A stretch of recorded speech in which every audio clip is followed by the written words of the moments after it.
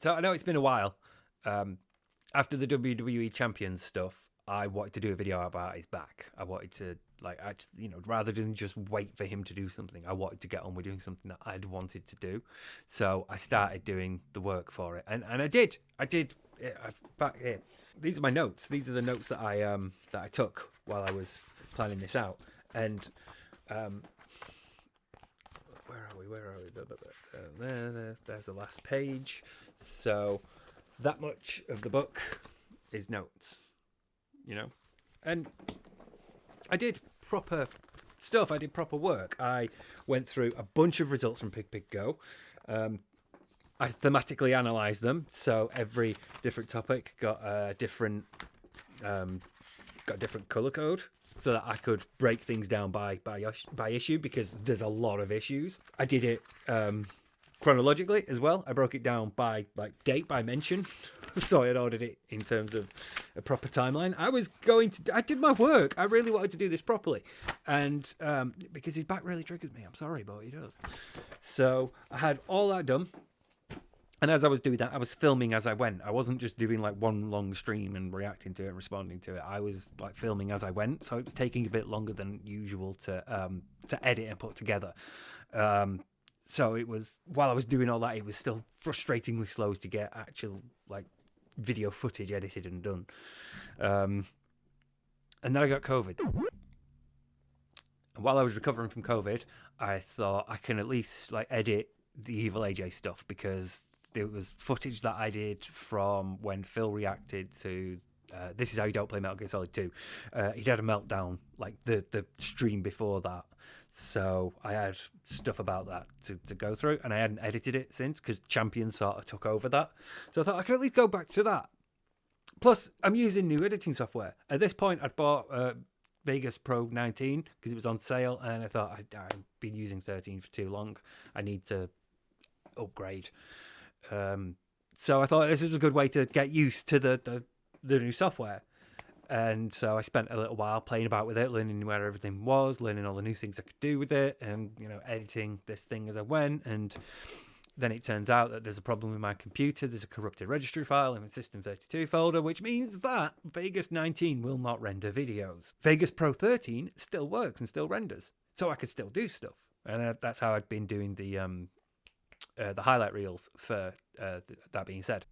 So I thought I could at least edit that. There was some videos that I was editing at the time that were the bit that we're going to get to. It's about Phil's hair, and I needed to give that another editing pass, and I needed to add something else on, so it wasn't finished, but it was at least there. So I thought I could do that. But then as I was sort of going over that and seeing what needed to be done, he had a meltdown, which is it was 2.5 weeks ago by this point. It was shortly before he announced the interview. It was about the relationship that he has with his audience. And I got a lot of people messaging me and tweeting me about it, which is usually the sign that I need to take a look at this, So it took me about 5 hours. I think there's about 5 hours worth of footage, I think, there. Maybe a little bit more. But I'd done all that. I came to edit that. And then the interview happened. So that's where we're at the moment. We're still in the fallout of the interview. We're still all sort of processing it and digesting it. I have no idea how I'm going to do that. I'm currently staving off a panic attack because it's 5 hours, and we all know by this point, the meme. I accept it. When I was editing the Evil AJ video, I got to nearly 4 hours, and I thought, it's not quite 4 hours. This is going to be too short. I'm aware of my bed. I made it myself. I'll happily lie in it. So, apologies that this isn't 6 hours long. It's at least something, though. I am getting something out, because I am fucking damned if I cannot get... It's been 4 months. Anyway, I'm sorry. Here we go. Let's cut to the hair, at least. This was filmed after... I think it was after Champions, because I was going to put it in at the end, but it made it too long. So I cut it and thought I'd release it its own little thing, and this is its own little thing. So I hope you enjoy me slagging off Phil's hair, because he's really insecure about it, and it's really funny. Tell me, do you use Timotei? That is a puerile, immature, childlike mindset. What the fuck is shower day? It must be a holiday in Japan. Never heard of it. We need the right hairstyle. Now let's find it. Let's see here. Oh, there we go. Slightly. Actually, if I combed my hair to a side comb, that's exactly how my hair would look with a side comb. Because that's how I used to look when I was in like elementary school. My mom used to comb my hair like that. But actually, the truth is, that's why my hairline is much less on one side than the other. Because all the way until I was like maybe 16, 17 years old, my mom always did my hair like that. So because she always parted the hair there, it actually fucked up my hairline. And that's why, right, that's exactly where my part was, right where my hairline's fucked up. You see? So, anyway. Now, I know what you're thinking. I don't, like, contrary to what it may seem, I don't actually like making it all about me. But I do have some experience in this area. So, there's a couple of things to break down here. And the fact that this has happened, like, as I finished editing this, where I had my hair the other way, you know, it just felt like, right, I need to put this in. I'm fucking doing this. So, shouldn't take too long. There's only, like, a total of about 6 or 7 minutes of footage. It should only take us an hour. We've got problems. So, let's have a look at what we've got here. I put in the fact that his mum did his hair until he was 16 and 17 to one side for now. And I just want to deal with the immediately obvious thing that, everybody should be fully aware of. That's not how hairlines work, Phil.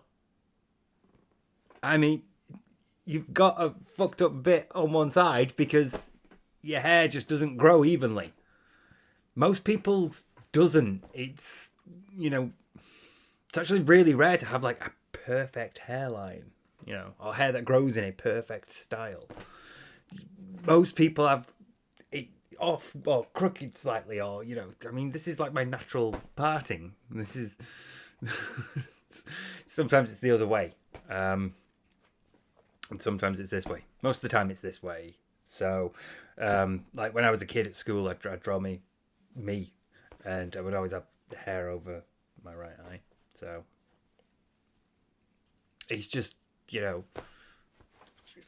it's that hairstyle. It's the way that hair grows.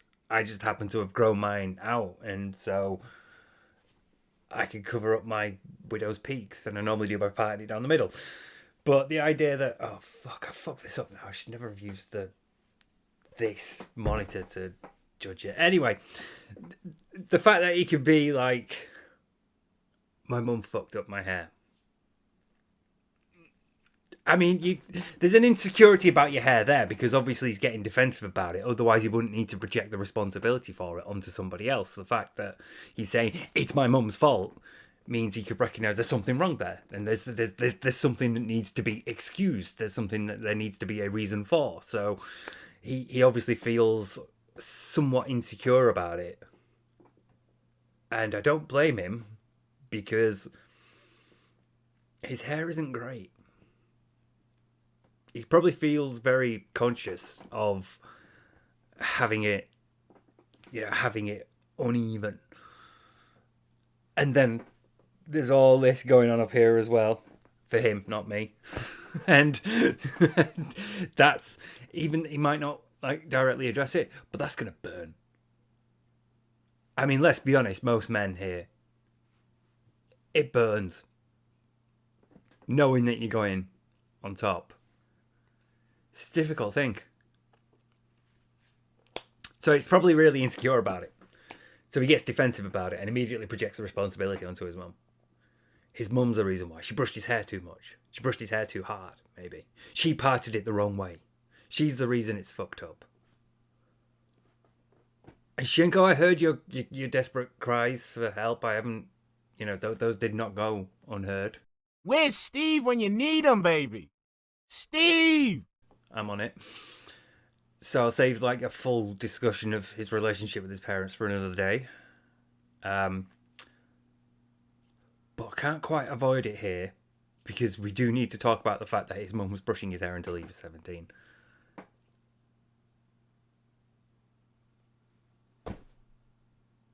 And what do you say?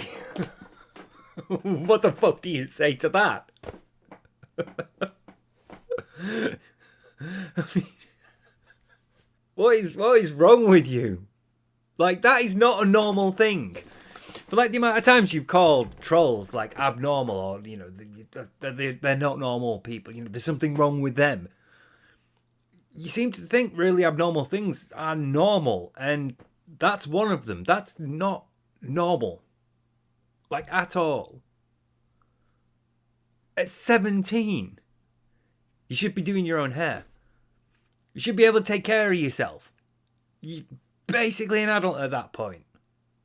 I know, like, legally you might not be, and, you know, age of 20, age of, like, the legality to drink and all that is different over here than in America. It's 18 here, 21 over there.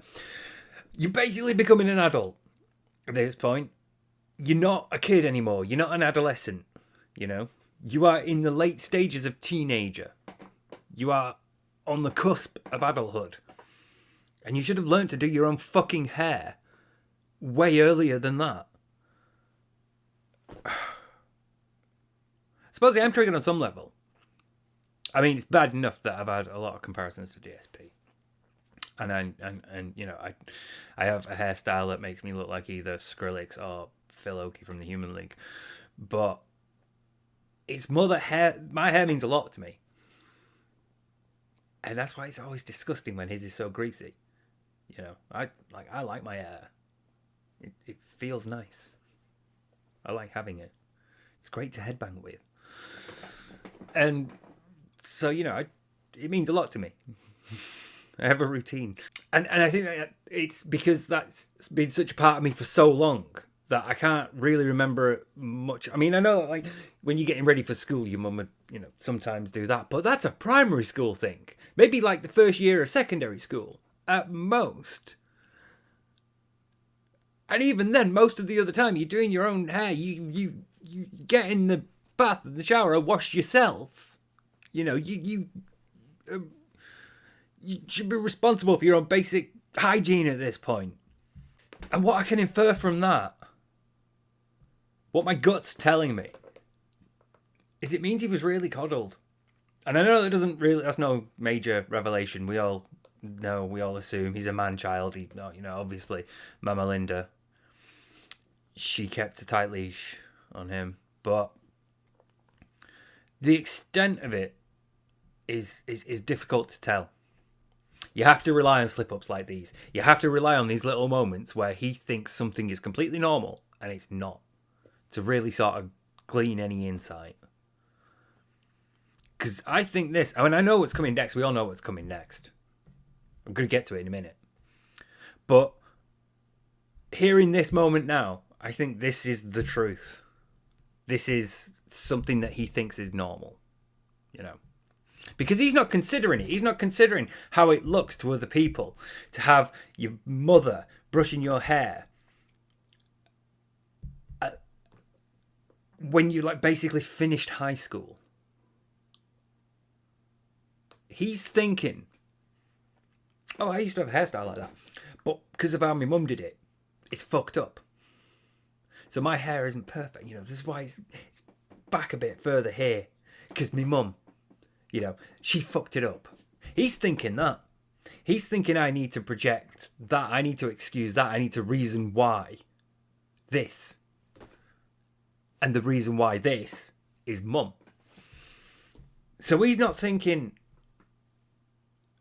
is it normal for people to do that? Is it normal for parents to still be brushing their children's hair when those children are 17? That thought doesn't cross his mind. He's more concerned with, okay, so I used to have a hairstyle like this, making the conversation about himself. So I used to have a hairstyle like this, you know, but this is why my hair does look like this now, because my mum's fucked it up. That's what he's concerned with.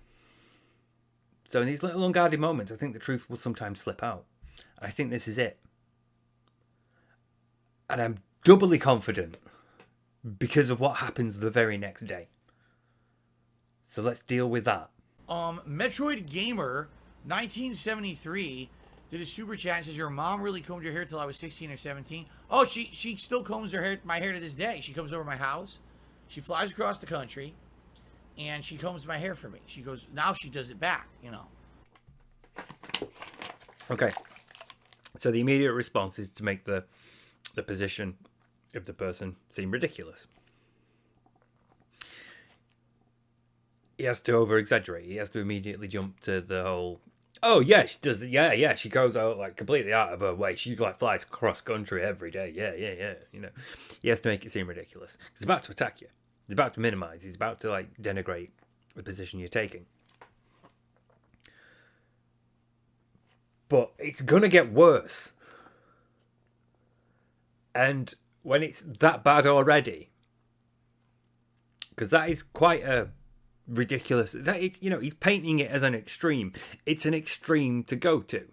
So normally, you know, in this sort of conversation, if you're having this discussion with somebody else, well, you probably wouldn't be, because I would imagine everybody else, parents, stopped brushing their hair long before they were 17. But in this sort of situation, at least, you wouldn't immediately respond like that. You would be more realistic and grounded in your approach.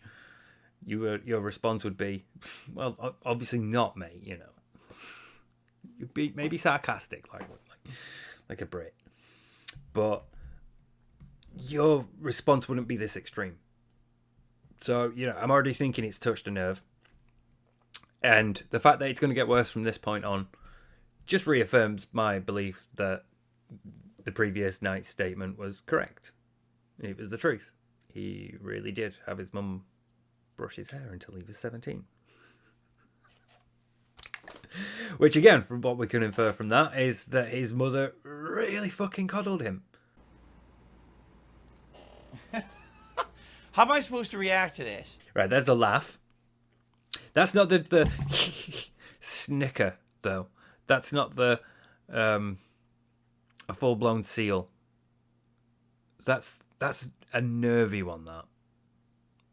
There's a slight wavering of it in the middle. Listen, let me get it again. Oh, there's a dismissive shaking of the head as well. The jowls go. And he gets that exasperated. He obviously doesn't want to deal with this. He wouldn't be displaying that sort of response. He wouldn't be having those emotions flash across his face if he didn't want to convey, well, if he wasn't feeling sorry, because, you know, he could have deliberately done it. That's always a possibility with Phil, that he's lying and putting on a performance, you know. But I feel like that was a bit of a genuine emotional display, because his body language displayed sort of like contempt and disgust, and so did his facial features as he sort of like collapsed in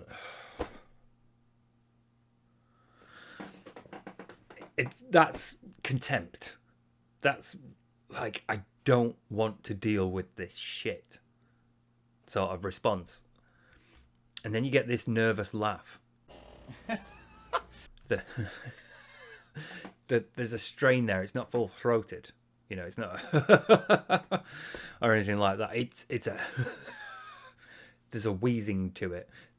It's nervous. It's like it gives out partway through, and then he somehow manages to recover it for the last laugh. But it's like possibly feeling a little unsure about how he's going to approach it. How am I supposed to react to this? Okay, he's definitely feeling unsure about how he's going to respond to it. But hey, at least, you know, you can say he's being genuine for once. But I feel like his body language is not conveying what he's about to say. He's going to put it across as like, how am I supposed to react to this? This is stupid shit.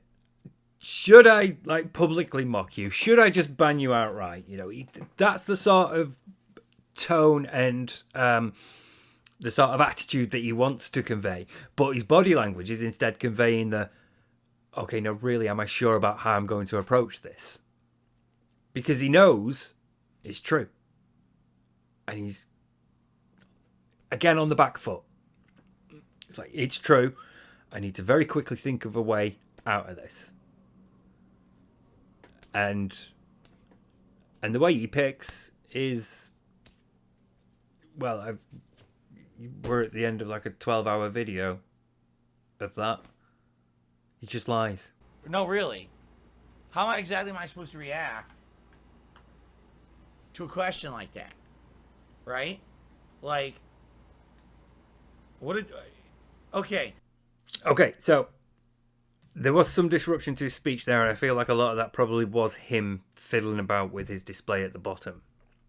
I don't necessarily think it was disruption caused by quickly trying to think of something. But I don't doubt that there was some of that in there as well. I feel like most of it probably was him being distracted by getting his that bar at the bottom right, getting sure his members and his super chats and all that down at the bottom is, you know, properly aligned, because that's the sort of thing that really ticks him off. So he's probably stumbling for words there because he was distracted by that. But I still think he's rapidly going through that. I could make something up.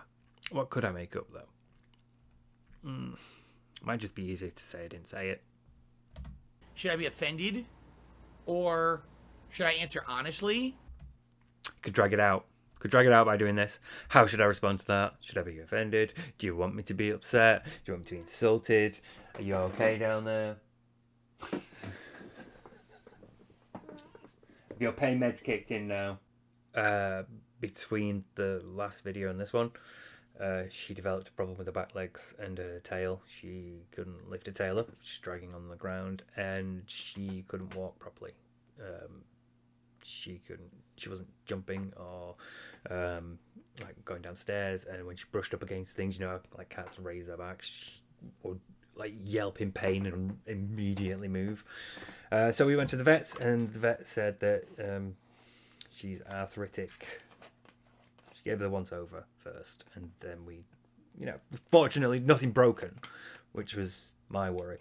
And then after the vet gave her the once over, she said it's nothing broken, it's nothing like an infection or anything like that. What's most likely is it's either a sprained or pulled muscle, or she's got arthritis and it's developing in the back legs.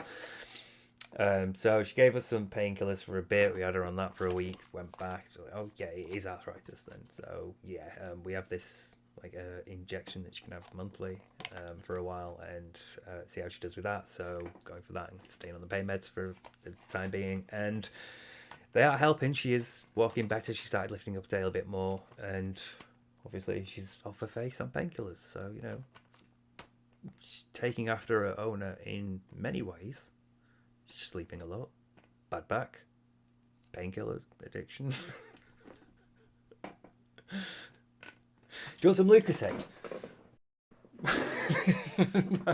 No, you don't. I'll get you some cat milk from the shop tomorrow. You don't want Lucozade, trust me. Anyway, yeah. Let's get on with the film. I think he might be stalling a bit for time here. Actually, no, I don't know, because I feel like he has already settled on the idea of just lie.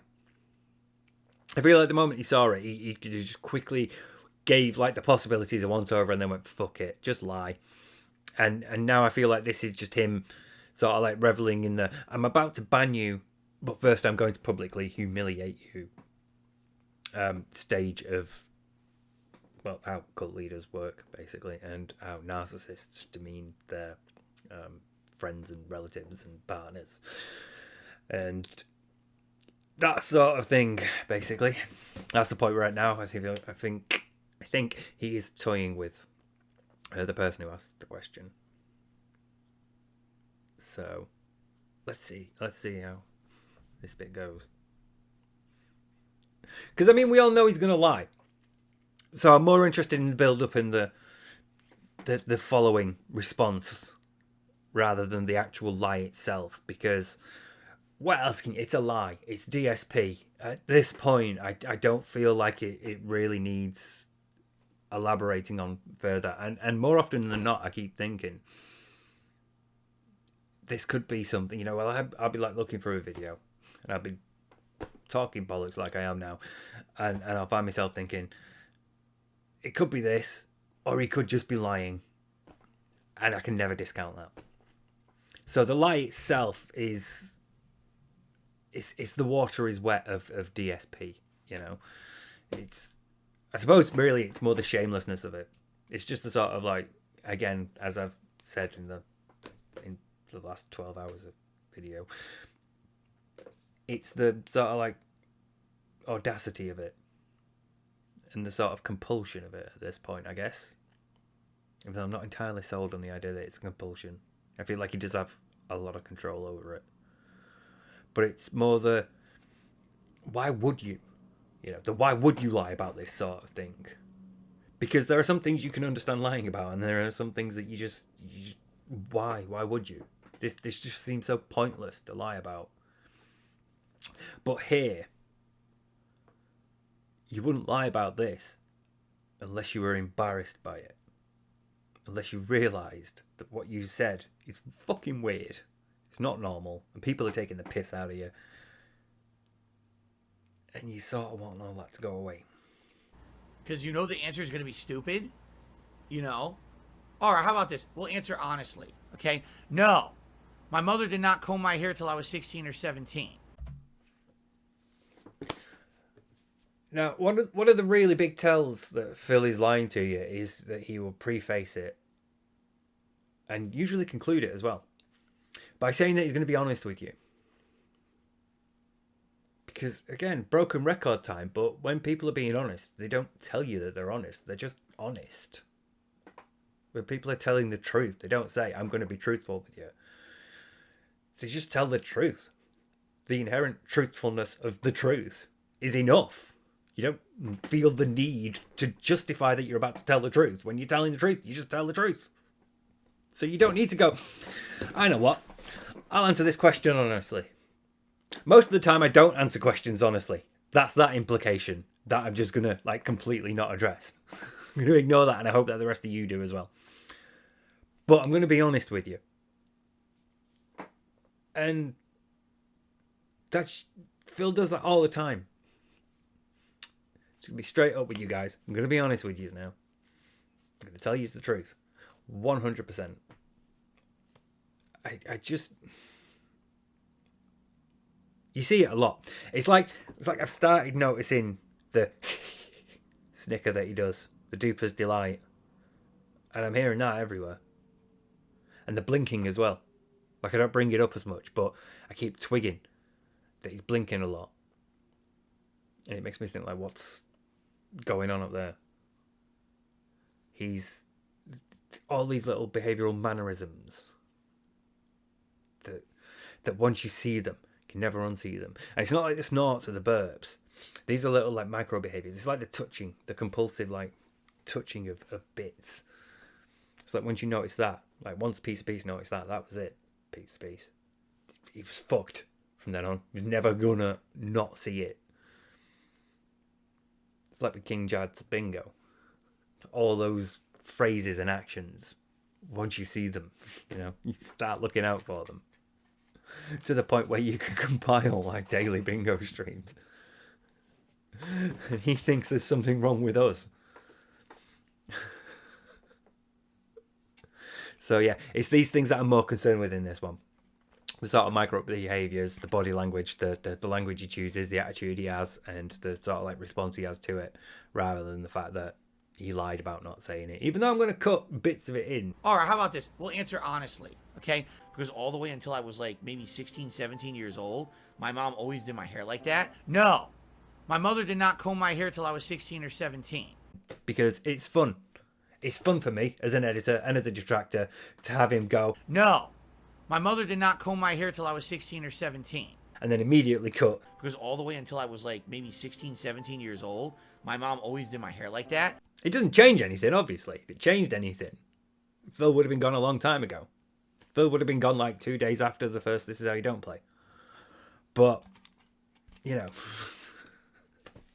it's still fun. That's just going to be the focus for this one. He lied. What else can I say? Alright?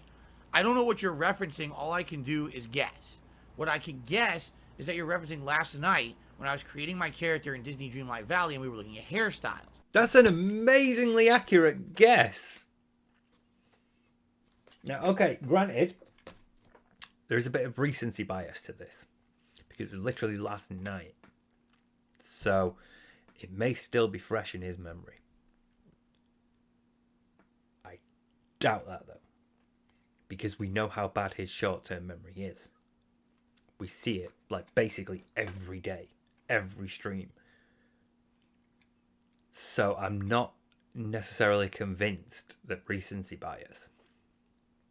And this... I mentioned this after I'd done the Ask the King thing ages ago, when he was talking about Days Gone. And it's the primacy and recency effect. These are the things that you remember because they're either the first in a sequence or they're the most recent thing in a sequence. And it could be that, you know, after yesterday's streams being a sequence of events, those are like recent compared to last week's streams or the week before that, so or a month ago, 2 months ago. So they're more recent, so they're like fresher in the brain. They're not fully out of short-term memory yet. They've not been discarded from the computer's RAM, but they've also not been saved to a hard drive yet. So they're just still there, open.docx's. Or whatever file format you think your brain runs on. My brain is a Microsoft OS, oh god. No, I'm Android. I'm open source. It's very open when I'm sourced. So I don't think it's primacy or recency effect there. I don't think it's a recency bias thing. I think it is that he knows, because it is 100% an accurate response. So it's not a guess at all. He's taking the piss. He's playing with you. He's just like trying to embarrass and humiliate this person, because that's what he does when he has no proper response. That's what he does when he has no like actual answer to give. That's what abusers do when they're confronted. They attack. And I commented about the side part. And I said when I was growing up, as a kid, I had longer hair, and my mom would do my hair for me. My mom actually used to be a hairdresser. I take that back. She was training to be a hairdresser. I don't think she actually formally did it, but she had training as a hairdresser, and she cut everyone's hair in our family and everything, okay? So, the way she would do my hair, she would part it right here. Funny how the hairline is fucked up there. See, he did it again. He did it again. It's obviously touched a nerve, because otherwise he wouldn't have brought it up again. He wouldn't have brought it up unless he wanted to mention it. He saw it there again, and it annoyed him again. Because he wasn't going that way. He wasn't saying, and I was talking about how my mum did my hair like this and messed it up. He said, as he was talking, funny how that's messed up. So, he deliberately saw it then and thought, I'm going to bring it up. I need to remind everyone, it's my mum's fault.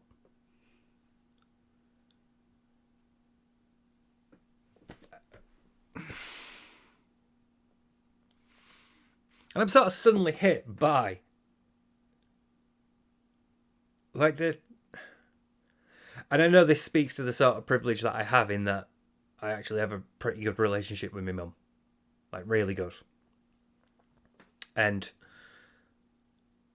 the idea of like throwing her under the bus is fucking alien to me. And I know that there are people out there who have shitty relationships with their parents. Like, really bad. And not everybody is going to have that same sort of, I can't believe you'd throw your mum under the bus response to this. But I feel like broadly more people have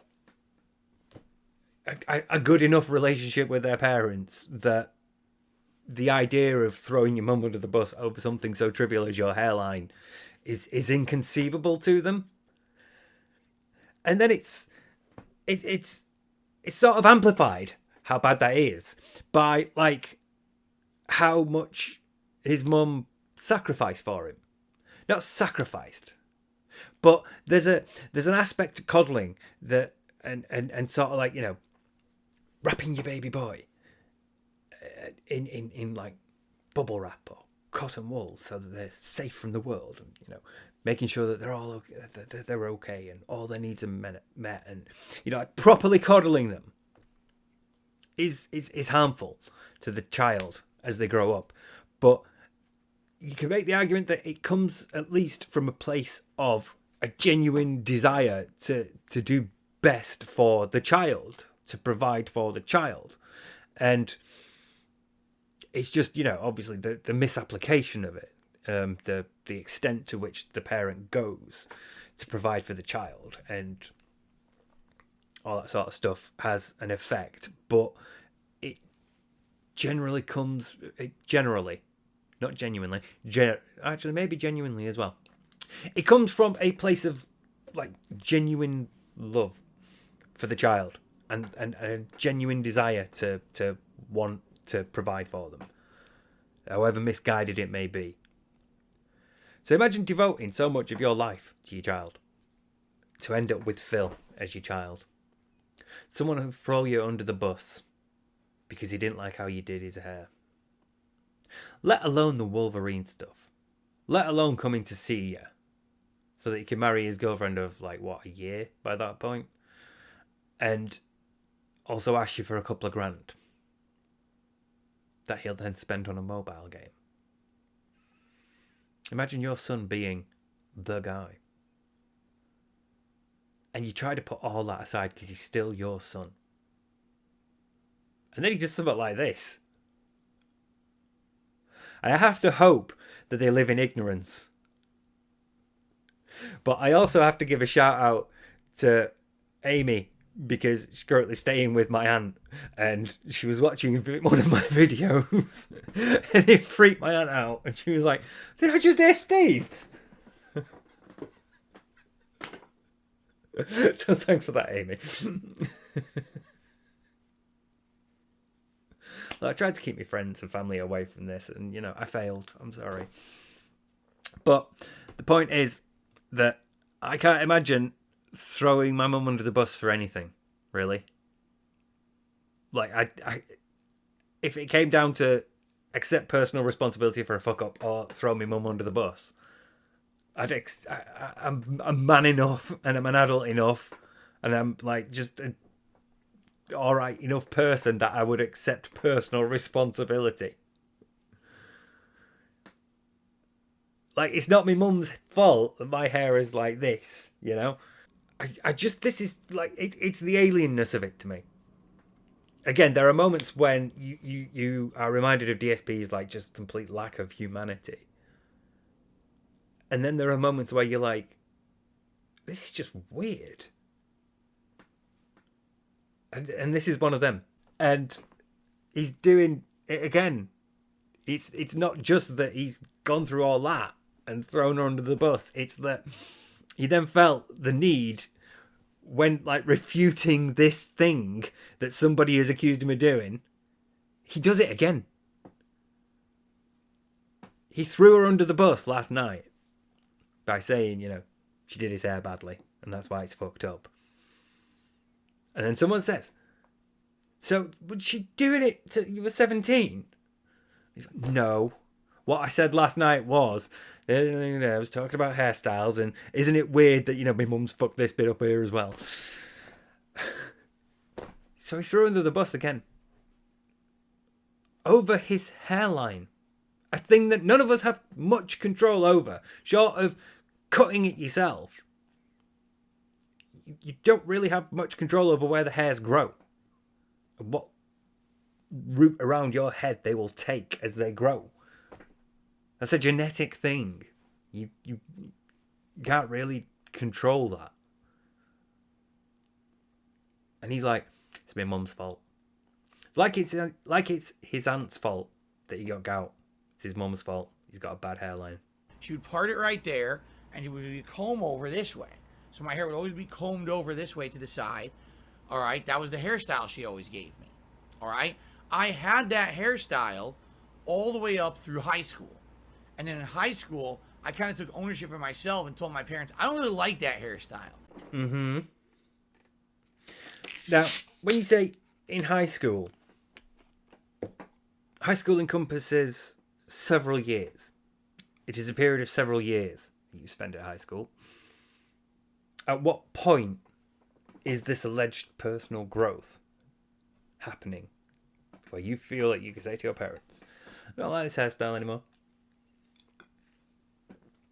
I'm going to change it. I'm going to go for a buzz cut. I want a hairstyle you can set your watch to. I want something heteronormative. Nothing gay about a buzz cut. Nothing gay about the army. I don't know where I'm going with this. Sorry. I need to hear that again. I had that hairstyle. So your mum gave you that hairstyle, and you had that hairstyle for a long time. That means that she kept doing it, because otherwise you would have done it differently. So she kept doing it, Phil.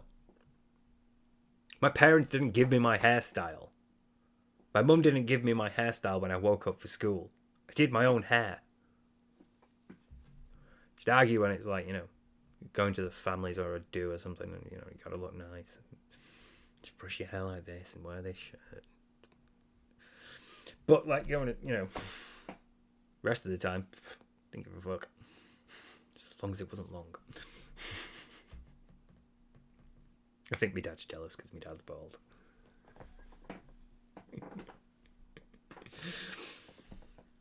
Either way, my dad didn't care. Enjoy it while you can. So,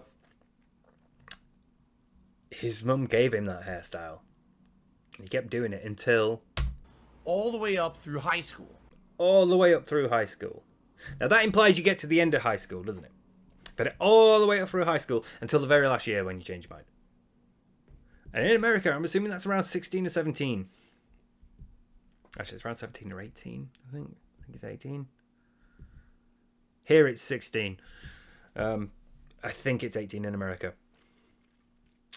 So it implies that around 16 or 17, he did change his mind. And then in high school, I kind of took ownership of myself all the way up through high school. And then in high school... all the way up through high school. And then in high school...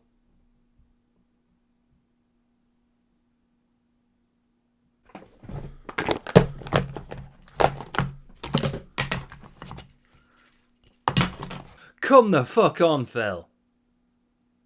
Come on. I had this hairstyle all the way up through high school.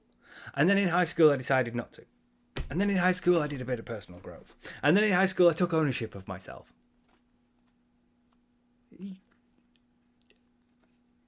You sorry, I'm screwing the grinder back together.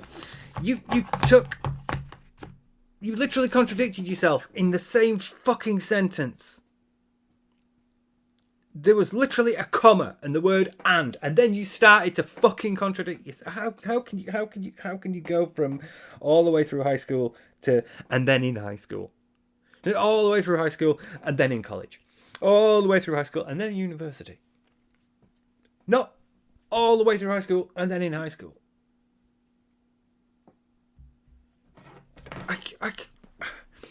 He doesn't even care that much to like cohesively structure his lie anymore. See, that's again, like I mentioned in the first half of the champion stream. If you don't care enough, you let mistakes like this happen.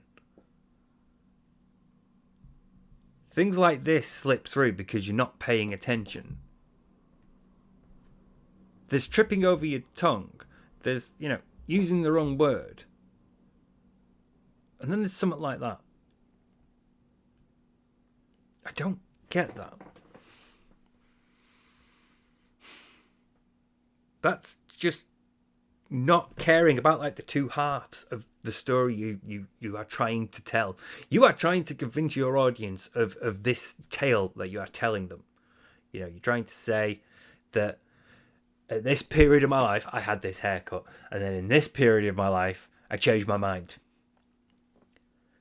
But those two periods of your life have overlapped because of how you've constructed that narrative, because you've not cared enough to make them distinct. Like you did in senior year, or in freshman year, whichever. I don't know. I'm not American. I'm sorry. You're like half my audience is now going, what the fuck, Steve? Come on. He's not made those periods of his life distinct. Because, like, the actual reality of them isn't important. What matters is the point of the decision at each period of his life. It matters that in this period his mum was doing his hair, and then it matters in this period he changed his mind about it. When those two periods are is irrelevant. So that's how you can go from my mum gave me that hairstyle and I had it all the way through high school, and then in high school I changed my mind. It's when you don't care enough about the truth to make sure that the two halves of the lie you're trying to tell at least make some sort of coherent sense. Like lying is difficult. Trying to convince people of something is difficult. Especially when people know. When you know that you're trying to be convinced of something, you're automatically on your guard. But it's easier the more the lie seems to make sense. And if you can keep it like cohesive enough, that really fucking helps. If your lie at least follows like a narrative flow of, like, say chronologically, it goes from period of your life to period of your life, you know. If the lie involves leaving the house and then turning up at work and something happened along the way, or if the lie involves meeting this person and then later on, like, you never met this person, and you know, just basically if the connecting event makes sense, if the bit in the middle makes sense, if the events flow in a way that makes sense, then you'd think somebody who goes mad when things aren't done chronologically would understand this. But we're at a point where an inveterate liar can tell you that all the way through high school he had one hairstyle, and then in high school he changed his mind. I kind of took ownership for myself and told my parents, I don't really like that hairstyle. I want short hair. Again, the body language. He's got like a bit of... This is screaming exasperation to me. It must have really wound him up. I bet he hated it. I bet he hated that hairstyle that they made him have.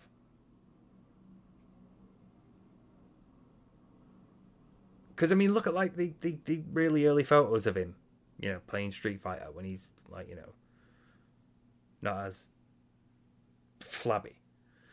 And he has short hair. It's very shaved. It's very short.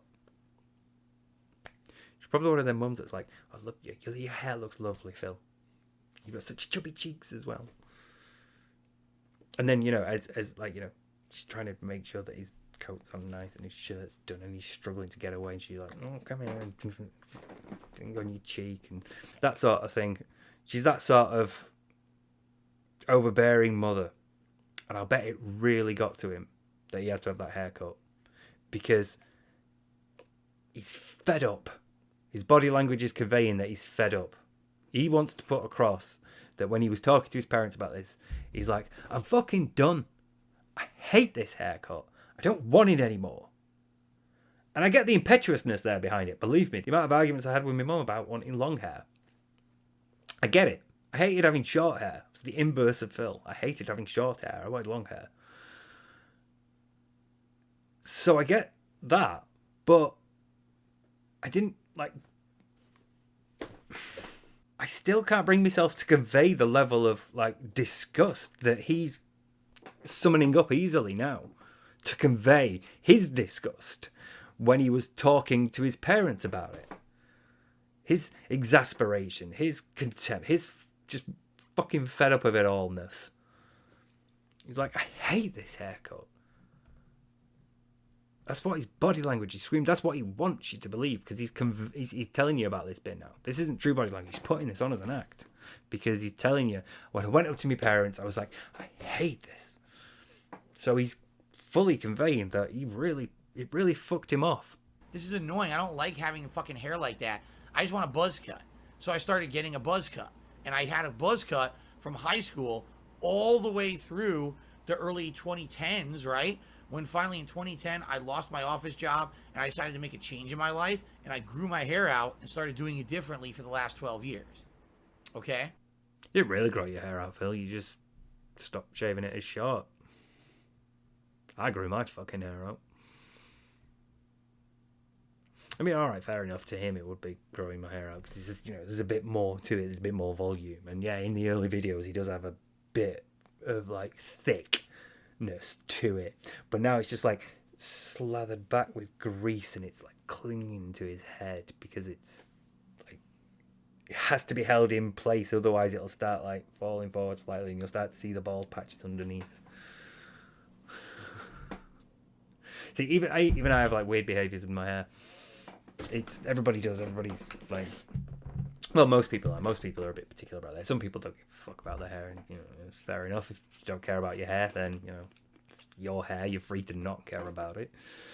But to a lot of people, it means a lot, their hair. So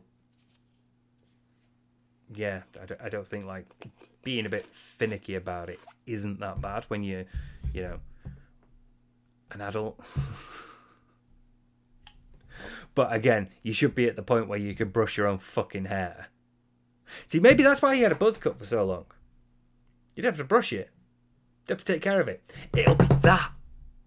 It'll be that. The thing with hair is the longer it is, the more noticeable it is when it's greasy. So, you have a buzz cut.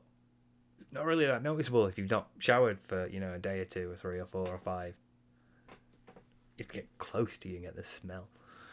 But it doesn't show in your hair as much because you got hardly any. It's all really short. So it's a really low maintenance. I mean, all you have to do is keep getting it shaved regularly. And it's very low maintenance compared to like the longer hair. So I bet it's that. It's the path of least resistance. His hair has always been short. Fuck was that?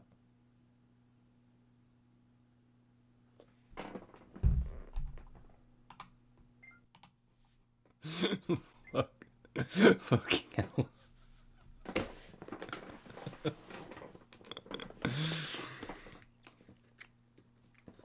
I need a fireplace recently. It's not properly affixed to the wall.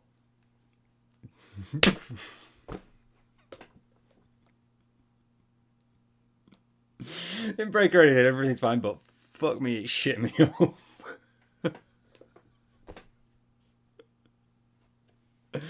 Fucking hell. Right. Right, let's get on with this. This bollocks has been going on for too long, and I've still got like another 5 minutes of this. So there you go. Where in me saying that, you get, oh, your mother combed your hair for you till you were 16 and 17? I have no idea. See, again, right, what we have here is Phil misrepresenting, again, an argument. He's missing out a crucial piece of information. Because all the way until I was like maybe 16, 17 years old, my mom always did my hair like that. And we all know why he's missing out that crucial piece of information. Again, this is exactly the same as when he said, I play mobile games. I've always said I play mobile games. It's not fully addressing the actual issue. It's talking about mobile games without mentioning champions. And here he's talking about me talking about my hair last night and not mentioning the fact that he said his mum did his hair until he was 16 or 17. Maybe 16, 17 years old. So where in what he said you got that? We don't know. Phil can't figure it out. Because there's nothing in what Phil said to indicate that. But what Phil actually said last night is very explicit and clear. Because he says it. My mom always did my hair like that. Just like in the Daily Rap, it's champions on his phone. And he's like, I've always been telling you guys I play mobile games.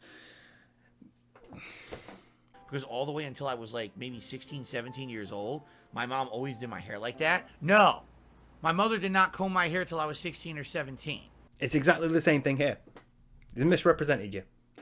He's missing out a crucial piece of information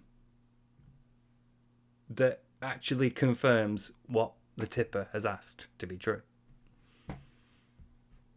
Because you can't include that information because it means what they're asking is true.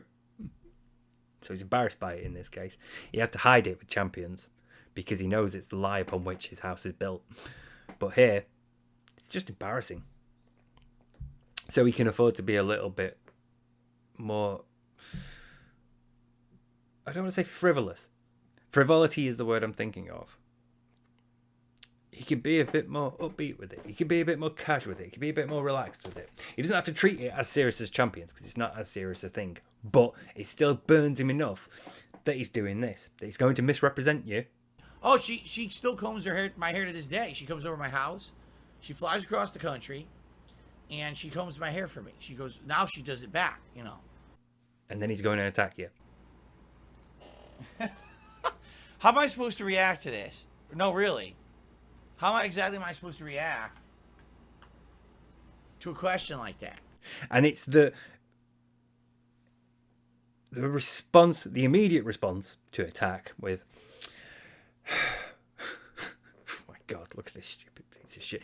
Okay, I'm going to address this. How should I deal with you? And then there's the misrepresenting you. This is the period that we're at now. And then there's going to be the attack you again.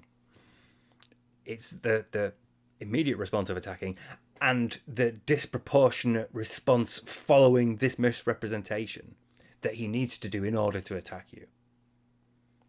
It's not just that it makes you look stupid. It's how he can attack you. Because if he wasn't misrepresenting you and he did tell the truth, he wouldn't have anything to attack you with because you'd be right. He said, my mum did my hair until I was 16 or 17. Because all the way until I was like maybe 16, 17 years old, my mom always did my hair like that. So he can't attack you after that because he's like accurately represented your position. But if he misrepresents you, then he can attack you. It's not just that it makes you look stupid. It lets him start sticking the boots in. And you're going to see it go like beyond what it normally does for Phil. Which again just makes me think it was real. He was telling the truth. Because you wouldn't have this disproportionate a response if it wasn't. Except that you're an idiot. So I'm sorry for your loss, how dumb you are of those brain cells, you know? Like, I just don't get where people say the dumbest shit. You know, I just don't understand that. Yes, my mother definitely combed my hair till I was 16 or 17. No, let me reiterate, okay? When I was a kid, my mom determined what kind of hairstyle I had. I kept that hairstyle through my high school years till I determined I didn't like it anymore, and then I changed it for myself. Right, so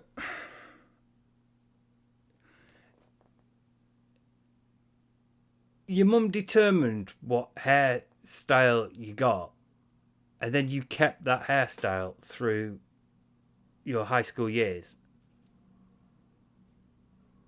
You don't have hair like a Lego man. Who fucking brushed it? Who, like, washed it and brushed it and took it to the barbers so that it could be cut? Who maintained it, Phil? Who took care of it? Who washed your fucking hair? Who styled your fucking hair? Would it happen to be your hairdresser of a mum?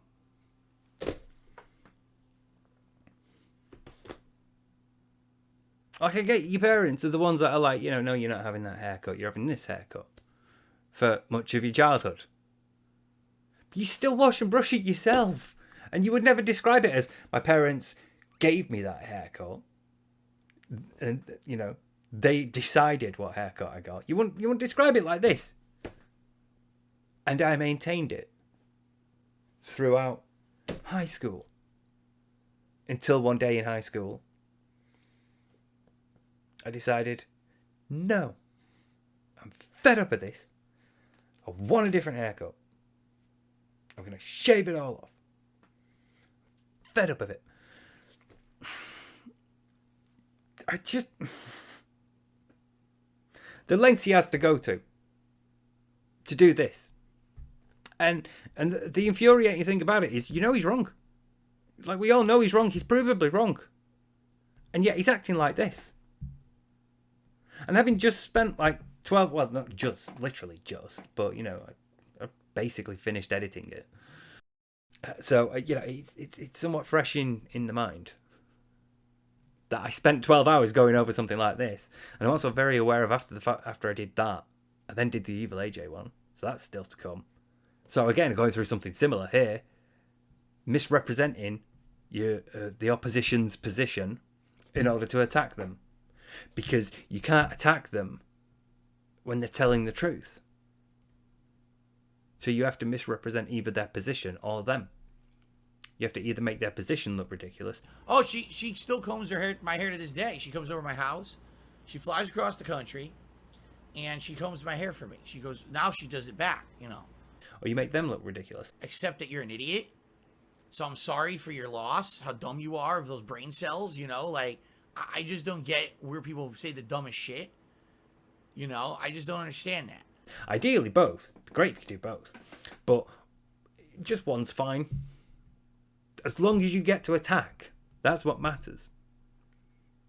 Can't accept criticism, can't accept responsibility. You have to attack as a defense. Because you have no other defense. She didn't comb my fucking hair every morning, nor did I say that. You're an idiot. You're an idiot if you watched him playing that Disney whatever stream last night and saw him say that. Because all the way until I was like maybe 16, 17 years old, my mom always did my hair like that. When he was making his character. And if you think that what he said was true, you're an idiot. Maybe 16, 17 years old. See, now I'm thinking people give this man money. And we all know. Obviously, we all know that people give him money. That's part of the problem. But there's moments like this when it really sinks in, like, how? Like, what's wrong with you? It's a bit late in the game to start asking that question now, Steve. You should have done a bit more thinking on that one. I genuinely don't know what you get out of this. I have to imagine you're getting something out of this. And I would imagine, like, for example, a bunch of people that are in chat talking to each other while he's playing the game and not really paying attention to him. And he starts getting pissy and all that stuff. Those people that are in chat, you know, I could see them being there for the chat, you know. I could see them being there for the people that they, you know, see this time every day, you know. Like, I speak to some people outside of chats, and there's some people that I recognise in chats, and you're like, oh, hey, how you doing, man? Hey, how's it going? How you doing? So I get that. I get that community to it. There's fewer members in DSP's chat than there are in, like, say, DDM or, like, Shinkos or Pieces. But, you know, the same basic impulse is there. You're getting a community feel for it, from it. But those people tend to not give him that much money. Might get a troll tip here or there, maybe. Might get a legit question every now and then. I don't know. But those people tend not to be like the big supporters. They're not like your 1 Minute Mans and your Planet Jeffs and your Jacks Raxes. You know, they're not like big supporters of Phil's. So, like, I get what Slayer gets out of it as well. For whatever reason, Slayer likes Phil and is interested in Phil's opinion on the music that Slayer likes, and is more than happy to pay Phil a monthly stipend to watch a couple of videos and tell him what he thought about them. And that, you know, it's not something I'd get out of Phil personally. It's not something I really sort of like, yeah, I know, I'll hurry it up. It's not something I really sort of like feel the need to do, but I get why you would. But I don't get what... Because, I mean, he can't even be, like, owning the trolls at this point anymore. Surely. Like, is this worth it? To own the trolls? Look what you've done to this man. To own the trolls. You've reduced him to a point where he'll say something on one stream. Because that's how I used to look when I was in like elementary school. My mom used to comb my hair like that. But actually, the truth is, that's why my hairline is much less on one side than the other. Because all the way until I was like maybe 16, 17 years old, my mom always did my hair like that. So because she always parted the hair there, it actually fucked up my hairline. And then when you say, hey, didn't you say this thing? He'll go, no, I was talking about something else, actually. And I don't know where the fuck you got that from my misrepresentation of what you're saying. Now, if you don't mind, shut the fuck up and fuck off, you loser. How am I supposed to react to this? No, really. How exactly am I supposed to react? No. My mother did not comb my hair till I was 16 or 17. You're an idiot. So I'm sorry for your loss, how dumb you are of those brain cells, you know? Like, I just don't get where people say the dumbest shit. So, like, you've done that to own the trolls. You've literally trolled Phil the hardest. I can't imagine what you're going to get out of this now. What he's literally saying. That thing I said last night. No, I didn't. I mean, it didn't bode well when he immediately contradicted himself by like talking about how he had it all through high school and then at high school. But I don't get it, man. I don't get what you're getting out of this now.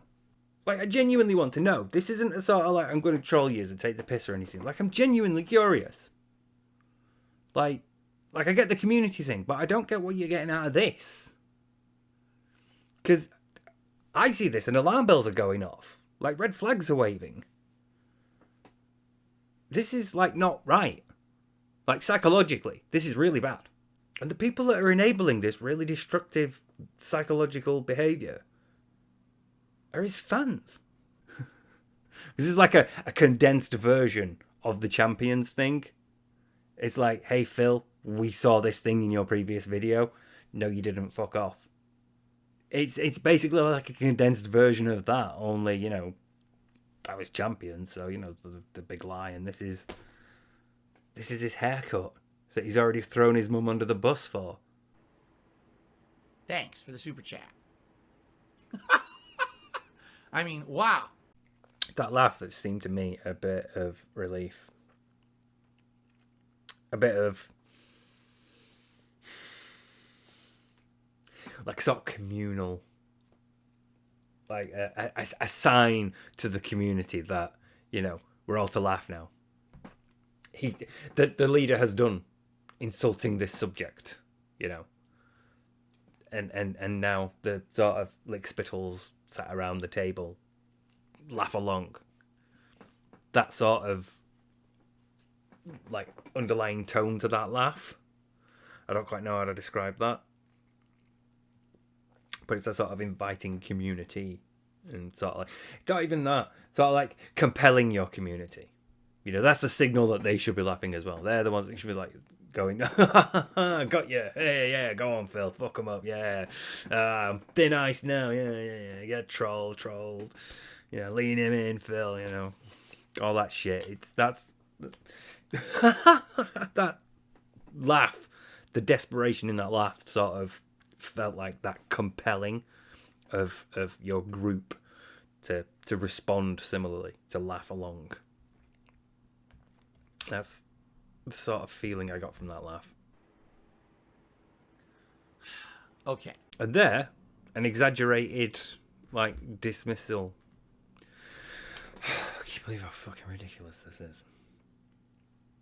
Again, conveying contempt, conveying a bit of disgust, conveying exasperation at, like, the ridiculousness of it. Like, remembering something that you said last night is ridiculous. It just so happens that in this case it is, because it involves your mum doing your hair when you were 17. It's almost as bad as Champions, but just for very different reasons. Anyway, it's incredible.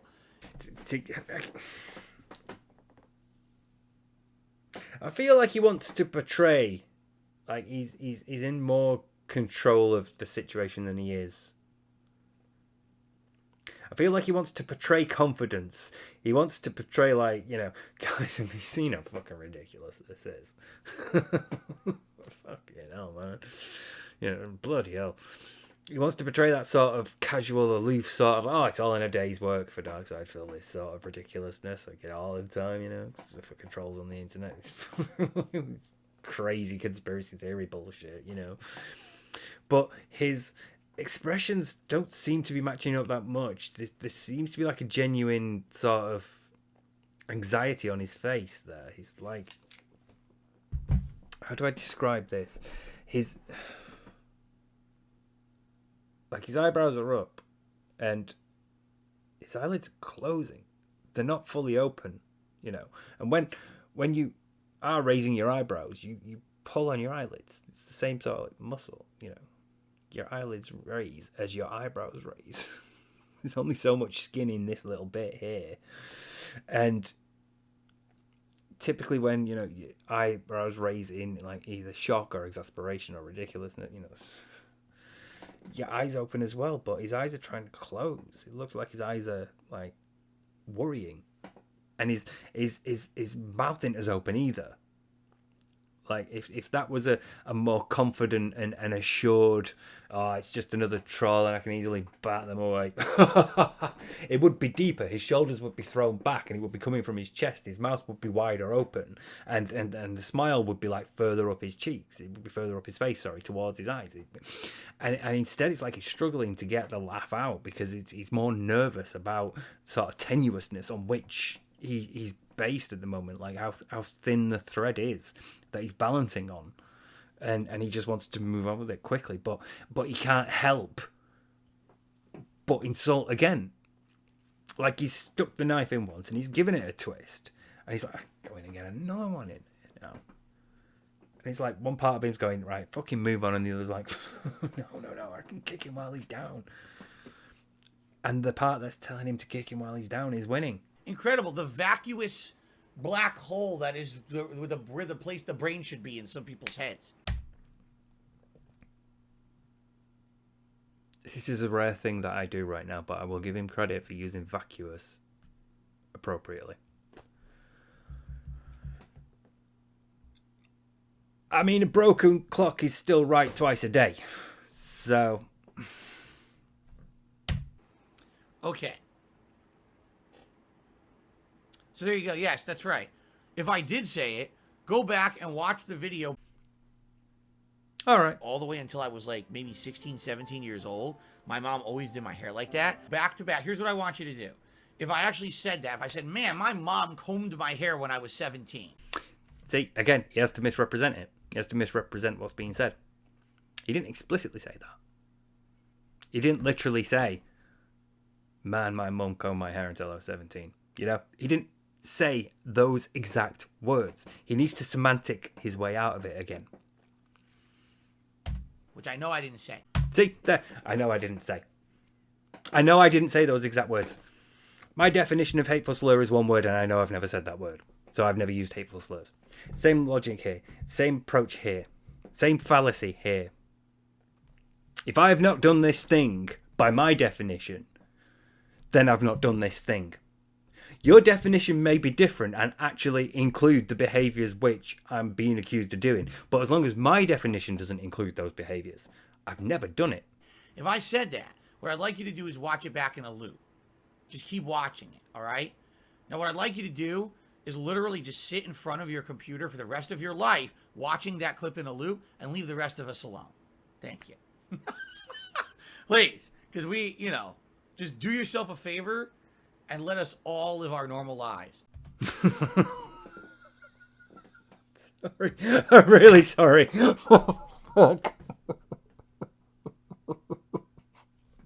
I was going to say something about that. I wanted him to finish. And I was like, there's something there about how he's like, just watch it over and over and over again and leave us the fuck alone. And then there was the laugh, and there was some anxiety to that laugh. Like, he was like, oh, thank fuck, it's finally over. I can move on. And then he said that. Let us live our normal lives.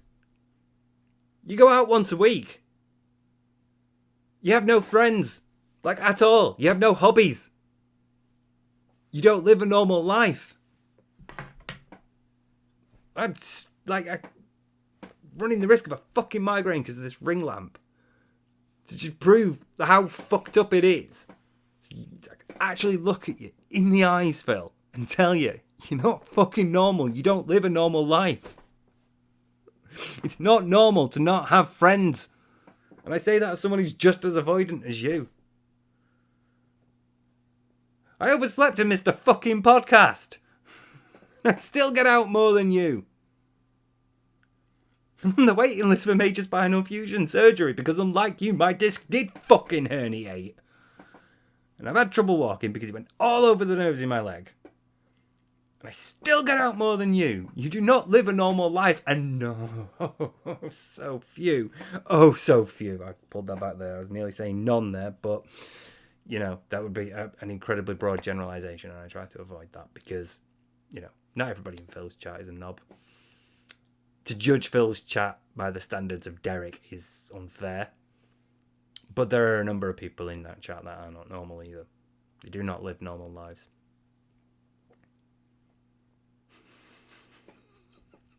Love it when he does that. It's not normal, Phil. You're not normal. Like, you're not normal from the context of like your psychological build that leads you to be incredibly narcissistic to everybody and push away all the people that you've ever known and loved. That's the only reason why your wife has stuck by you, because you show her like literally no intimacy. It's not normal for a person to like be sequestered in the house for as much time as you are and not see other people. And it's not normal for your mum to be doing your hair at 17. I feel like when puberty begins is the point, really. And you can be in your own little bubble watching the clip back of me saying my mom combed my hair when I was 17 years old. There you go. All right. Jesus Christ, people are stupid, man.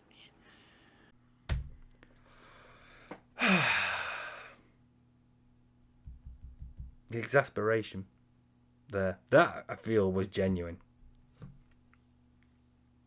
That I feel came from a genuine place of exasperation. He's fucking fed up of this shit.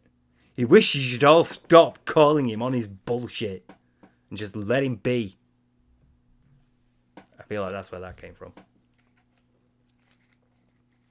But again, look, as he turns away from it, as he said, oh, jeez, people are so fucking stupid. There's a brief flash of what looks like worry. This is not the confidence of someone going, fuck, people are stupid. You know, it's not like idle contempt there. Fucking hell, some people. It's none of that. None of that confidence. None of that sort of like assured, collected, sort of like belief in your own statement and your own position. There's a worry there. There's an anxiety. His voice is low. He wants to be. Fucking hell, people are so stupid. But his facial features briefly flash anxiety. Again, there's creases in his head. His eyes are narrowing. And his lips aren't particularly, you know, they're not pulling. They're sort of like hanging loose a little. Not completely open, not low, but they're just sort of like hanging. They're not expressing a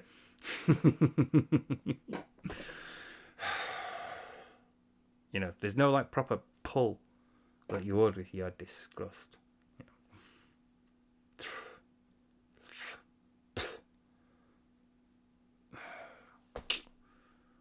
There's no like strong like emotions flashing through. There's this like brief flash of worry as everything sort of like goes.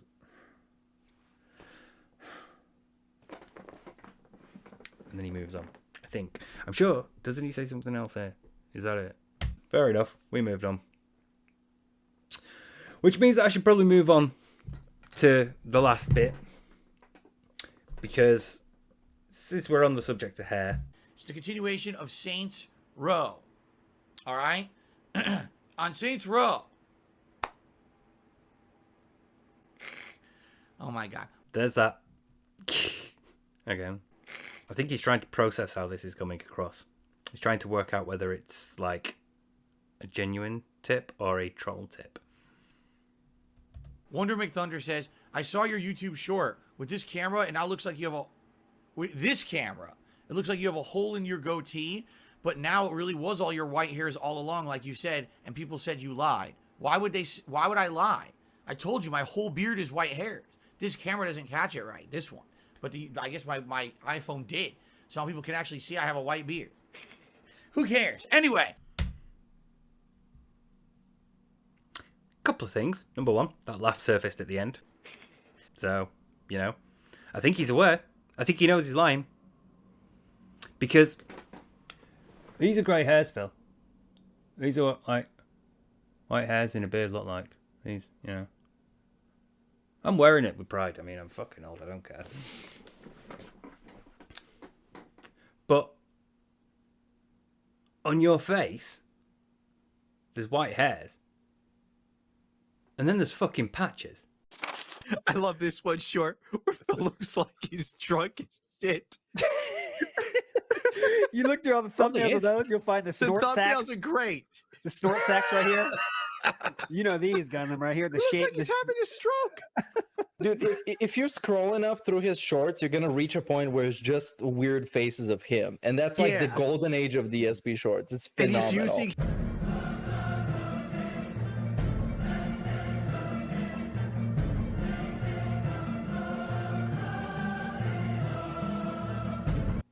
So once again, we find ourselves in a situation where he'll literally video himself doing something or showing you something or saying something. And then he'll be like, well, yeah, I know. I've never said that. It's never had patch. Literally showing you the patch in his beard. He's got patches in his beard. And he's like, I know, right? I don't have patches in my beard. It's all white hair. Like I've said, I've always said it's all white hair. Even though you can clearly see white hairs on his face next to fucking patches. You can clearly differentiate between the two. So you just like sit there and lie. Again. Like he has done about his patches in his beard and how old he was when his mum stopped combing his hair and what was on his phone and whether he's always played mobile games. You just lie. So you can never, like, discount that possibility. Quickly go over my notes.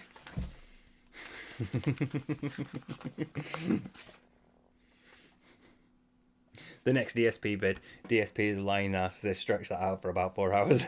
Only 4, amateur.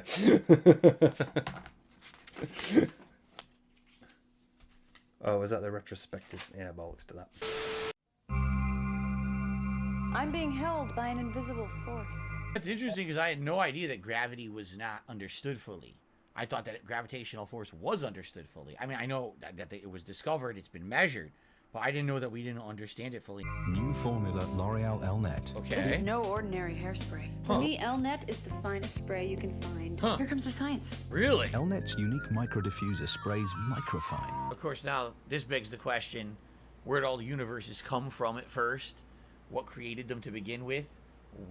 In what plane or where are they floating about, colliding and separating? I can hardly see it or feel it, but I know it's there. If string theory is correct and is real, right? Then what's to say this hasn't already happened? What's to say that we aren't in another dimension from where we started, right? Or that there aren't other things in a dimension that you know what I mean? Like perhaps this has already happened and we're just not aware. We lost the knowledge of it or whatever. Interesting and fascinating theory, right? Controlling my hair until I brush it through. Trust your hair to an invisible force. That's fascinating because how many times when you're growing up or you're in school and you're taught, nah, this is just definitively true or false, what you're learning, right? Oh, you're learning a formula, you're learning this. And now you grow up and you come out and find out actually a lot of the things that we know that are scientific are based on assumptions that always just work, but they just work. Why? We don't know. We actually don't know the explanation behind everything. We think, oh, science is you know, so foolproof and everything. And in reality, we've guessed a lot, and since the guesses keep working, we just make that like he said, make that a constant in the equation that's manually entered in. But what is the constant? What does it mean? You know, we don't know. So you got to assume there's more than just the 3 dimensions we know. And that's fascinating, you know, being an adult now and knowing that. When I was younger, I used to think everything was certain, everything was drawn out, everything was proven. And now it's kind of the opposite. Your mind gets blown as you get older. You realize that's not the case. New formula L'Oreal Elnet. Because I'm worth it. Oh my God. I didn't actually have a link film for this bit. It's just me and Scott talking about Phil's hair for a bit. Oh, bloody hell. It's harder doing this in a webcam than it is in like an actual mirror. In fact, I'm just going to... It's not really staying down now because I parted it in the middle for the last few days, so it's sort of springing up. Like... Fuck's sake. Should never have done this. This was stupid. So we're now live on the internet, but not live on the internet, live just secretly. Oh, and you are audible. Great. Yeah, and it all works. So like, just give me a minute to regather. Like, I don't need like a minute in silence. I'm not ready to start doing Phil's hair yet. I can cut. It's fine. Power of editing and all that. Okay. I thought it might be cool to start with like the fact that you were a hairdresser, you owned a salon, and so like, just to say, look, here's my like. It's like me at the start of my videos going, yeah, forensic psychologist, got my degree. So that's why all this psychology stuff makes sense. Fair enough. You were a hairdresser. You've owned a salon. So it gives MVQ level 4. Please, I wonder if my image is tiny as well. That's really annoying because I've got like this picture. I've got my website and you know my my bits and pieces from having a salon. Like what would you call them? The you know, the bits and pieces that go with it. I've also upstairs in the attic. I've got the sign, the fucking metal sign. Cool. Well, I paid like 300 quid for that. You don't think I'm just going to throw it away when I fucking close the shop? Keeping that bastard. Yeah. Like silhouettes. Like silhouettes of the hair. Yeah, it's my little logo thing. That was my, you know, my little logo. Yeah, what I wanted was something that looked kind of classic and contemporary at the same time. And so I just went with standard, nice font. Pink is maybe now looking back a little bit garish. Pink, black, and grey were the 3 colours that with the colour scheme for the salon. We're in the heart of Stratford. I've got a blog as well. This is my actual blog. So this looks. See, that's my. This looks more like my salon now. That feels like my salon. It's weird to think, isn't it? Like I used to be messing around with all this business. Little Grade 2 listed building in the middle of Stratford upon Avon. There we're on the right hand side, and that left hand side is an old Grade 2 listed hotel side. You can pop in any time. Obviously, I'm not going to cut your hair anymore, but there's still somebody there cutting hair. Oh right. Me. Yeah, it's one of those little units that becomes a different hairdressers when the last one moves out, I suppose. That's how I got hold of it, and yeah, I had a good run there. That was a good load of fun. So yeah, my name's Scott. I'm the Super Chuffer. I used to be a hairdresser. So there. It's not midnight. So that if Phil had ever come into my shop, the first thing I'd have done is wash myself and then approach the client. But yeah, no, that was. I don't want to use cookies Google. I feel like you can edit that as much as you want there, as easy or as worse as it comes across. But I feel like I've said that bit and it's making me feel a little bit embarrassed, just like sat here in front of my own. I feel like I'm doing like a really bad TED talk. Like had a little hairdressing shop. Well, you know, yeah, that's your credentials have been established. That's the point. He's not just randomly slagging off Phil's hair for no reason. No, absolutely not. If you wanted me to cut Phil's hair, it would have been £15 for the manager here.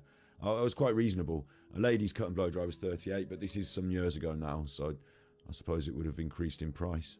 Yeah, with inflation. Yeah. Do you reckon it would cost about as much as curls and twirls?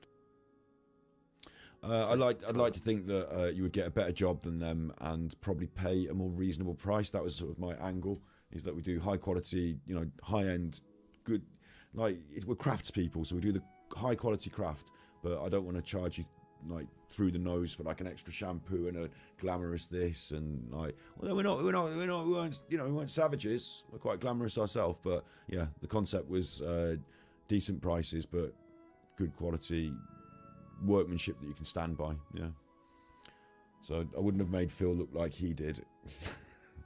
let's move on to Dr. Burnell. Well, I mean, hair's important to people, isn't it? It's part of your personality, your identity. Like Yeah. for me, especially, it's metal key part of who I am. So my hair's important to me. Imagine, Phil's the sort of person who, despite not really displaying it externally, probably internally has a very like vain idea of himself. Oh, So he yeah, probably right. thinks his hair is all right. I remember, I will tell everyone that we did this once and I didn't record my microphone, so that's my fault. Power of editing is going to be on my side, Scott. So I remember us saying that Phil, I think, is like the kid at school who watched Italian gangster movies and thought that if you slick your hair back, then that's cool. And so we were talking about whether his mom's combing his hair. I think back then, to get your hair slicked back, it wouldn't necessarily work, and you might need products and stuff like that. And your mom, can you do my hair? Mom, I want it like this. And mom, only mom can do it right for you, little Philium. And I think he thought like the Fonz, combing it back, slicking it back was pretty cool. And I wondered if that was something that required a lot of maintenance, a lot of product. And recently we found out that he was not using any products whatsoever, but simply the natural oils in his hair were building up to the point where it was slathered back with grease. What product do I use to keep my hair in place? Water. That's it. Water. Seriously. I just put water in my hair, and it stays like this. Because I have Italian hair, and I hate to say it, my hair is greasy. Probably because I'm Italian. Italian hair, they're greasy hair. It's just, yeah, it sounds stereotypical, but it's just true. I've always had greasy hair my whole life, so I just put water in, and zoop, I'm done. Racist. So that was quite a horrible shock for me. You'd think at first, didn't you, that it was product because it's just that Yeah. shiny when he moves. See it like the shine in his hair. He was the classic sort of 80s, like too much pomade or too much hair gel. Like when you're a teenager and you think it's cool, you got your Axe deodorant and your wet look hair gel, putting extra on. I thought it was that, but it simply isn't. And then these days, I do think, Phil, he's looking for low maintenance. And what could be lower maintenance than your head creates the product itself, so you don't have to apply it. Like, that's Phil all over. Well, it is all over, isn't it? Yeah. Well, we know that he had that attitude about his hair because when he talked about, the next day when somebody had asked him, Phil, did your mum really comb your hair till you were like 17? He's, no, I didn't say that. And he talked about it for a bit, and he said, when I was old enough, I decided I wanted a buzz cut. So I had a buzz cut for years. But that's probably like the lowest maintenance hairstyles you could have, if you other than bald. And even bald, you need to shave regularly, otherwise, bits start growing back. So I remember. Do you think he had head lice? Do you think the reason that he shaved his head is because he had an infestation? Because that could be. I think your mum would whip you down the hairdresser's pretty sharpish if that were the case, little Philium. Yeah. Oh, they'd probably do it themselves. You'd probably have him like over the bath with the shampoo, and you'd have like the knit and lotion. I'll go sit in your room for an hour. The knit lotion, yeah. Oh dear. I wonder if America has a knit nurse. Do we still have the knit nurse? I don't think they're allowed to touch the kids anymore, are they? But we certainly had that when we were kids, I think, didn't we? Yeah. That's slightly off the beaten track there. But yeah, I wondered if Phil's also the buzz cut. You're playing Call of Duty, into that sort of army man, cool looking. It's still quite a WWF Punisher wrestler. era, Phil. Yeah, Punisher era. I think for Phil as well, like he reminds me of the Big Boss Man, and I think there's something in this short back and jarhead sides. Like the Big Boss Man was quite like Phil in many ways. He wouldn't put up with any messing. He'd ban you effectively straight into the old prison with the big leg drop. It's got the buzz. I think Phil thinks the Big Boss Man can carry it off. Maybe I carry that off. Yeah, I'm seeing it. Yeah, because I always picture the Big Boss Man as like there's two periods. There's this period which is like your old classic WWE, and there's like the Attitude Era one where he's like a SWAT. He's got like huge big and he dresses like a proper security armed Like guard. that? No. Look for like Big Boss Man like 99 or something. Yeah, that. There you go. Oh my! What is this? I mean, that looks Proper like Steven Seagal versus Darkside Phil. I didn't know the Boss Man did that. I dropped out. Obviously, dropped out of wrestling at some point as I grew up. But again, that Phil again. So look at this. He's got the hardcore belt. So I didn't know there was a hardcore belt. He's got it. Well done, Boss Man. He never got a belt Oh, when I was watching. he him. was part of the hardcore scene. This is my boss yeah, man. This is my boss man. See, if you look at it, right, he's Much got more tender. he's been given $100 because he's got the glasses and the vest. Yeah, yeah. He's got the accessories, hasn't he? He's got the accessories. Yeah, yeah. Must be a special stream, like. I think we've hit on something here. I think Phil thinks boss man is cool, so he's gone for the boss man grade because it's got a similar hairline. Yeah, I don't know. Now I'm looking at it. Actually, maybe returning to Phil. I'm not so sure he can carry that off. See, I still think of Steven Seagal. I just want to throw this one in as well because we got it up, didn't we? Yeah. Let's have a look. Steven. I like that. We'll go back to it in a minute. Yeah, go on. Let's go through the Steven Seagal. Steven Seagal 90s. You like this one, didn't you? Yeah. Because it shows, again, the sort of receding hairline that Phil is fighting against and blaming his mother for. Whereas I know we think of Steven Seagal nowadays with like the proper defined, but in the early 90s, he was definitely receding. So obviously he was a bit maybe insecure about it. And then it's turned into this, hasn't it? Yeah. Somehow it's turned into this. He's got, from what I can see, he's got the tattooed hairline, and then I think he has some sort of charcoal stick that he rubs on. I don't think he dyes his hair the traditional way. I think he literally daubs it on with maybe a big wax stick or something, and it gets onto his skin as well. You can see a line of it, can't you, around his hair? Yeah, there's a hairline. That's where I think he might have even had that tattooed with little dots, like, or maybe it's just like you say, like, you know, a line of, or it could be he's dyed it so recently with Just for Men and it's left a tide mark, like round his head. Good old Steven. That Steven Seagal, and then Dark Side Phil, isn't it? Speaking of, do you think Phil dyes his hair? That's yeah. Okay, because I mean, look, his beard compared to his beard, there's like literally no grey in his hair. We do like we grey differently, like, you know. You've got some, I've got some, in, like, you know, when we get onto this bit, the greying and the hair loss, I will say that, you know, everyone does go through this. It's a natural hormonal change in men to go through some sort of change like that. So, like, you know, I can't diss him for that, but here's a more recent one. Look, I think, I used to think definitely yes, he dyes his hair because, like you say, that it was so matching, but then I worry that you would see a mark round here somewhere, or a bit going, like if Phil doing it with the gloves, he's going to get it wrong, he's going to mess it up. So but Phil wouldn't do it. He goes to curls and twirls. So people have said that's like the amount he spends is enough for a dye. So they wouldn't fuck it, and he'd say to them, "I'm an important chuffer, so you can't mess this up." I've got a business. Yeah, run a business. I can't see him wanting to spend the full whack though. I think he'd probably go, like, for the haircut. Certainly, I think he goes to the trainee. I think he's in on training night, and you know, he has to take what he's given sometimes. I'm still 50. I think some of it he might have had to die, but instead it's fallen out. Maybe we've got that. But yeah, it's hard to, when you see shots like this as well, when it's washed, it's so much more palatable. Like, there's so much more life to it, and it's so, like, he lets it get in this horrific state where it sticks to his head. This I is tell you, can't going through like countenance. old videos and seeing like the volume in Phil's hair is really weird because we're just so used to today where it's like, you know, a mess. In old Phil, it's like, oh, we got that. The act.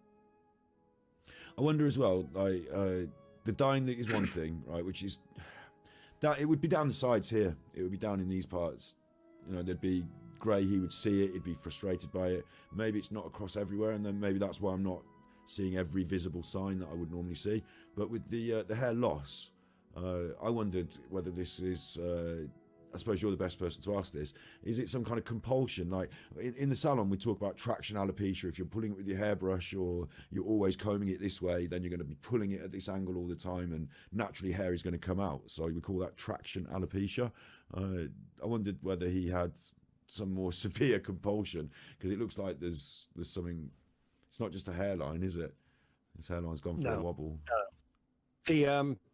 The compulsion where you pull out hair is called trichotillomania, and it's very different to like what we see on Phil. Because to me, what we see on Phil looks like like regular male balding. It's going from the top, and it's just going to get worse. But trichotillomania involves pulling clumps out of your hair and like literal just grabbing and ripping out, and it's noticeable. So you would see big patches everywhere. It wouldn't just be on top of the head; it would be all over.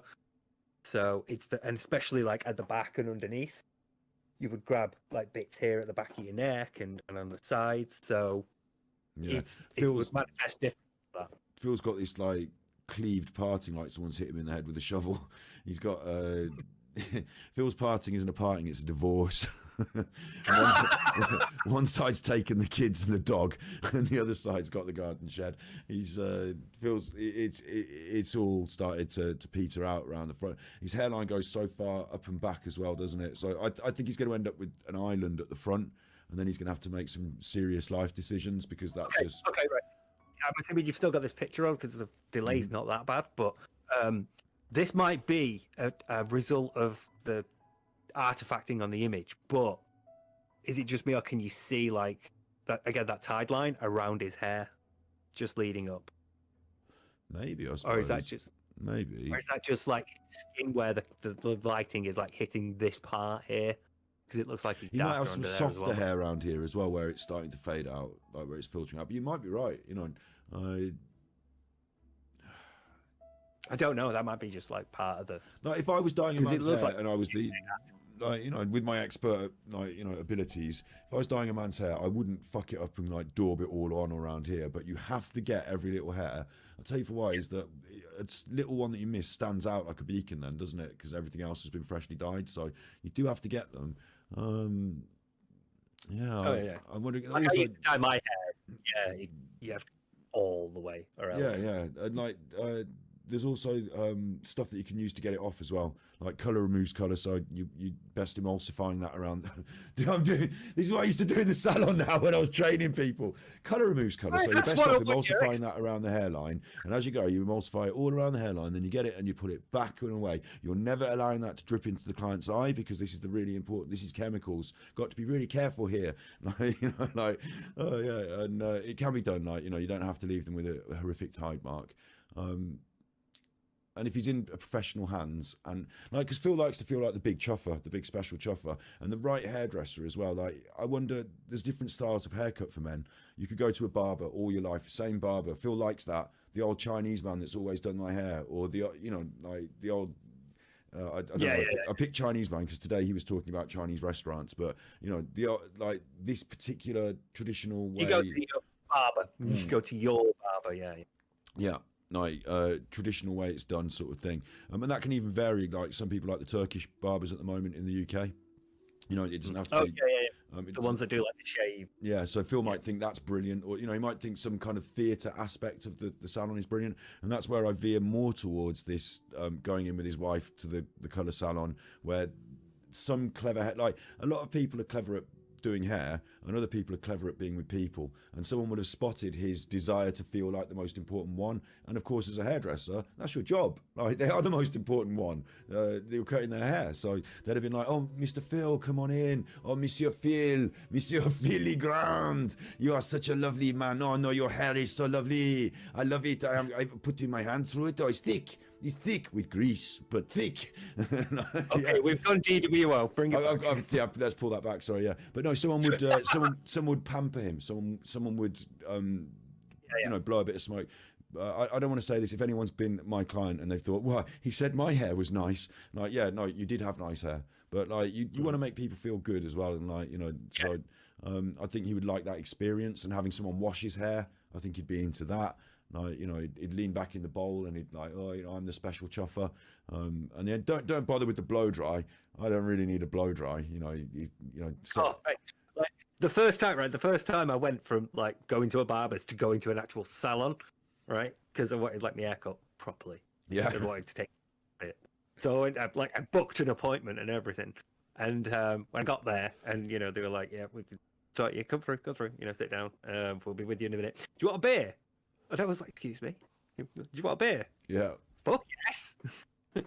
Absolutely. It's amazing. Yeah, I used to do that. I used to have a fridge full of lovely drinks and coffees, and I used to have a little marble like cold marble thing with a cake dome.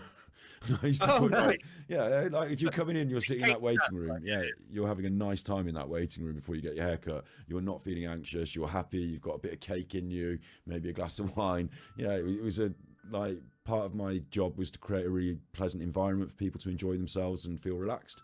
So yeah, I think that Phil would like if they've done a good job in that salon, he's going to walk in there. They make him feel like he's the main one, and yeah, he's happy. But I think part of him won't like he'll look at the prices and think, yeah, but this is too much. Don't do the blow dry. I'll have the apprentice do the cut, and like, you know, we'll find some way of bringing that price down. But him still feeling like the big chuffer. Yeah.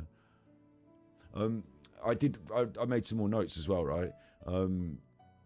Because I wanted to look through our favourite looks as well. I jumped this on you yesterday, but we could do it. Yeah. Before we do that, you can see like some pictures of like old Phil, and you can see like. Hang on, just a minute. I need to adjust my hat. Oh, go on. Take my breath away. Da-na-na. Da-na-na. Yeah, sorry. It does feel good today. It does feel good. Mine's falling out. I will confess. I've got a much more thin head than I did 10 years ago. And that's just the way things go, isn't it? Like, yeah, that's just the way things go. For us, it's a little easier that it happens because I guess we just like okay with just growing old kind of gracefully or disgracefully or whatever. But with Phil, it's going to be a much harder job. You know, he's going to see himself in the mirror, not the young man he was. He's going to be angry and appalled. And at some point, I feel like his haircut is an admission of defeat. That he just slicks it back and says, right, fuck it, hair. It's just hair. Just slick it back and forget it. You know, like, I think he's not happy. Yeah. I think that's always been his attitude because it has always been low. It's always been very short and very. But even like older Phil had like some volume, so you could tell there was at least potential to style it several ways, depending on like how long he wanted it at. But either way, he could have taken care of it. Whereas now we're in the phase where it's like it is thinning, it is going, and it is because he has like maybe one shower a week, maybe two, maybe I don't know. I think he showers like before his day off, so that cat isn't put off by the smell. It's we didn't talk about this enough. We did. Like, it's a health issue for Phil. Like, it's natural that your hair develops oils. You have sebaceous glands, and you know sebum is like a natural lubricant. Like, your hair produces it, so that's okay. And then like you go a couple of days, 2 or 3 maybe, and then you wash it. It's very clean after a wash. So sometimes people actually use a conditioner or some sort of oil warmed on their hands to put through at the end to replicate that sebum, because it's a good thing to coat your hair with a final layer of a very light, very fine, you know, light layer of some kind of oil or product possibly. And then the sebum builds up and then you wash it again. You know, it's a cycle. If you interrupt it too early and wash it too hard with too many detergents, you can actually overproduce sebum because your head's saying, oh, I need more of this oil. Where's all my oil? I need more oil. And like you can start to overproduce. But Phil doesn't seem to be the person that's caused himself to overproduce from excessive washing. So for some reason, Phil's got a lot of an excessive amount of grease building up, and he's not washing it off quickly. And he feels to me like the sort of person that would refuse greasy hair shampoo because he doesn't want to have greasy hair. And like he doesn't quite get it. But at some point, if he leaves it like that, it becomes a health risk because you get bacterial infections, you get cysts, you get other things. And he's lucky, I suppose, over the years that he hasn't had more complications. I don't know if it makes your hair fall out necessarily, but it's definitely not a healthy thing to do, to leave your hair to get dirty like that. Yeah. I think it's another consequence of him being lazy and just wanting like low maintenance hair, because like as people with long hair, we know that it gets greasy very quickly and very noticeable when it is. So, you know, long hair requires a bit more care. Like, you know, everybody's got their own shampoo and everybody's got their own hair care.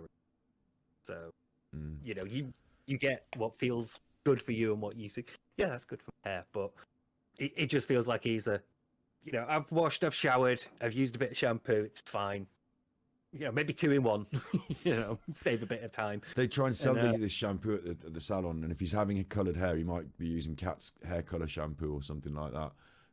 In this picture that we've got up here, there's actually a little, you know, salt and pepper in that front part, but it could just be dried skin and It does look like on the side. It does, doesn't it? Like, it might be maybe in terms of the camera settings. My camera's shit enough and my lighting shit enough that my hair looks all right, but I do have like a lot of coming through in my hair under natural light, quite noticeable. But it started here, you know. My beard started to go, and then starts here, and then it just happened. So maybe it. Yeah. Definitely see there's some white hair in that. I mean, at his age, there should be. Is that dandruff? Do you reckon that's dandruff? That's the problem that there. Yeah, it looks like salt and pepper. It could be, you know, hair growing through with a bit of silver in it, or it could just be like chunks of old skin and grot. He could, you never know. He could have been eating Cheetos and just done that. So like, the widow's peak's quite bad on this one. it's a craggy. They've got red and yellow tape up. Do not cross. Skiers do not enter. It's craggy outcrop. That is widow's peak. It's gone, mate.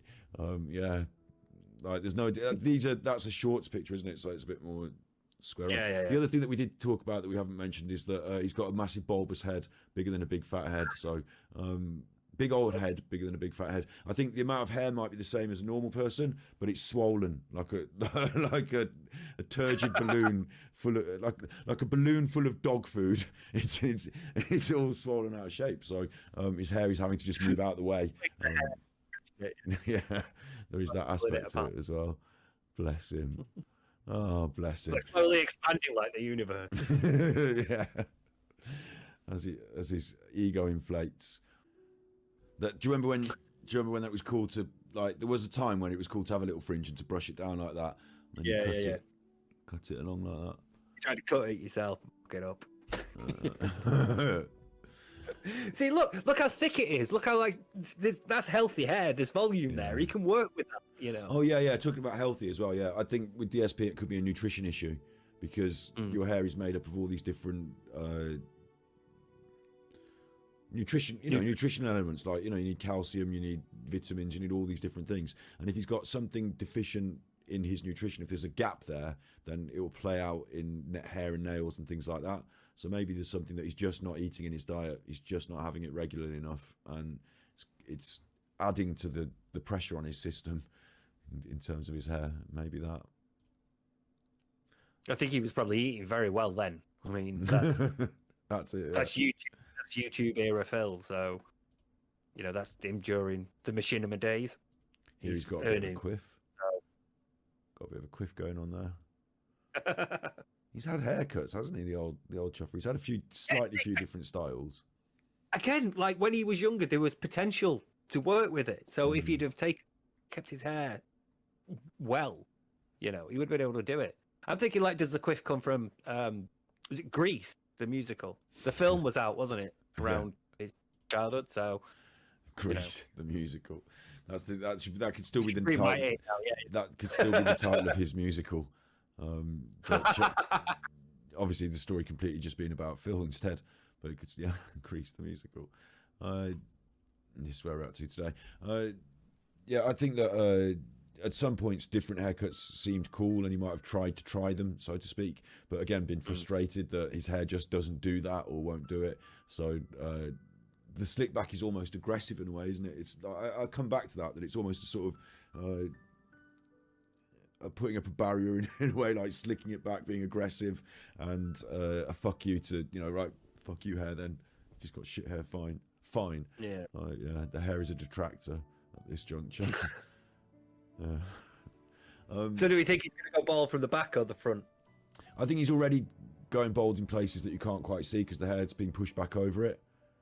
I think the hair in this frontal area is being kept a little bit longer to cover up I don't know if it's the frontal lobe, isn't it? But, like, you know, in that front area is being covered up. As it goes back, it covers things over. So I think there's probably more patches. Like a homo. Yeah, like a strange weft. Backwards. Yeah, and I think between here and here, there's more patches, and I think it goes all the way across the top of his head now. Like, at some point, they'll join up with the hairline. As the hairline comes in, then I think that's going to join up, and he's going to have an island at the front. And then he's, like, I think that's an issue. At that point, you don't keep up with the island. You don't use the island to connect.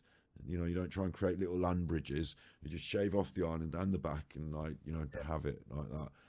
The only problem he's got is that if he wants to start wearing a hat on stream, it's going to cost him $100 a time. So he can't just cover it up. Yeah, or maybe 50 for the toupee, and then 100 for the hat. It's like at some point, all men must face that dilemma of if I go bald, will I keep it or will I? I think most of us choose to shave it all off for a reason, but I think I'm gonna, because like you said, the bulbous head, he's gonna look so odd, bald. So he's not going to want to fake. That's like it's like a dividing line as well between I used to pretend I had hair and now I don't pretend I have hair anymore. I just shaved it off, and he's not going to want to jump that line, is he? He's not going to be able to. He wouldn't admit he played champions. He wouldn't admit that he went round and spent that money at the pet shop and this that. He's not going to admit that. Okay, fine, it's time to shave my head, unless maybe someone else in his life does it. You know, like for him. He can reinterpret some events that are, you know, like changing the DSP, the King name. So, like, if you gave him that advice and said, "Phil, you're losing it. It's time to shave the hair off," and he's like, "No, fuck it, I like my hair." And then a couple of days later, he's like, "You know what? Maybe I should shave my hair off." He will interpret that a positive way to him. People have been saying, you know, that it looks better on me if I shaved it off. You know, people have been saying, "No, I feel it's better for you because that and the other." He might be able to twist it. Is just Steven Seagal to shave his hair, and then he can and then he can follow him into the gates of hell. This picture, we looked at this one. I like this. It's not a look you're used to seeing, is it? But this is grunge rock Phil. For me, this is like angry young Phil, Gavin Rossdale Phil. Gavin Rossdale grunge rock. He can carry that. He can carry that. That was very 90s as well, wasn't it? A lot of us had the old sideboards and the bit of an undercut and a centre part. I don't know. I've got like there's still something a bit creepy about it, isn't there? There's still something about the way it sort of sits on him and the way he looks up from under it. Yeah, I don't know. Maybe it's not. This is like your mid phase, you know, when it's not quite long enough, but you are growing it. Could you imagine angry teenage Phil? Yeah, Kevin. Yeah, Kevin. Yeah. So unfair. I hate you. It's so that was like the voice of the zeitgeist of the era, wasn't it? It like encapsulated so many things. But I think more than anything else, it's like everybody's been a moody teenager at points. It became like a reference to tell off your kids. It's not like you're behaving ridiculous now. Kevin, Kevin.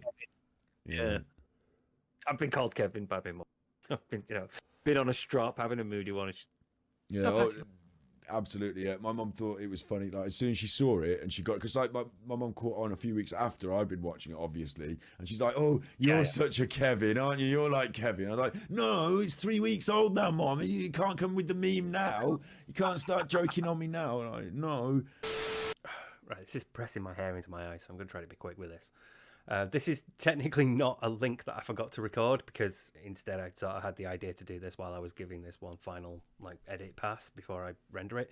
I'm now going to actually cut to a discussion that I had with Lola about Phil's hair, and then I'm going to go back to me and Scott slagging off the Halloween costumes. It just breaks things up. It looked like to me in the edit suite there was this huge chunk of me and Scott, and I thought, you know what, could do with a break like roughly here in the middle.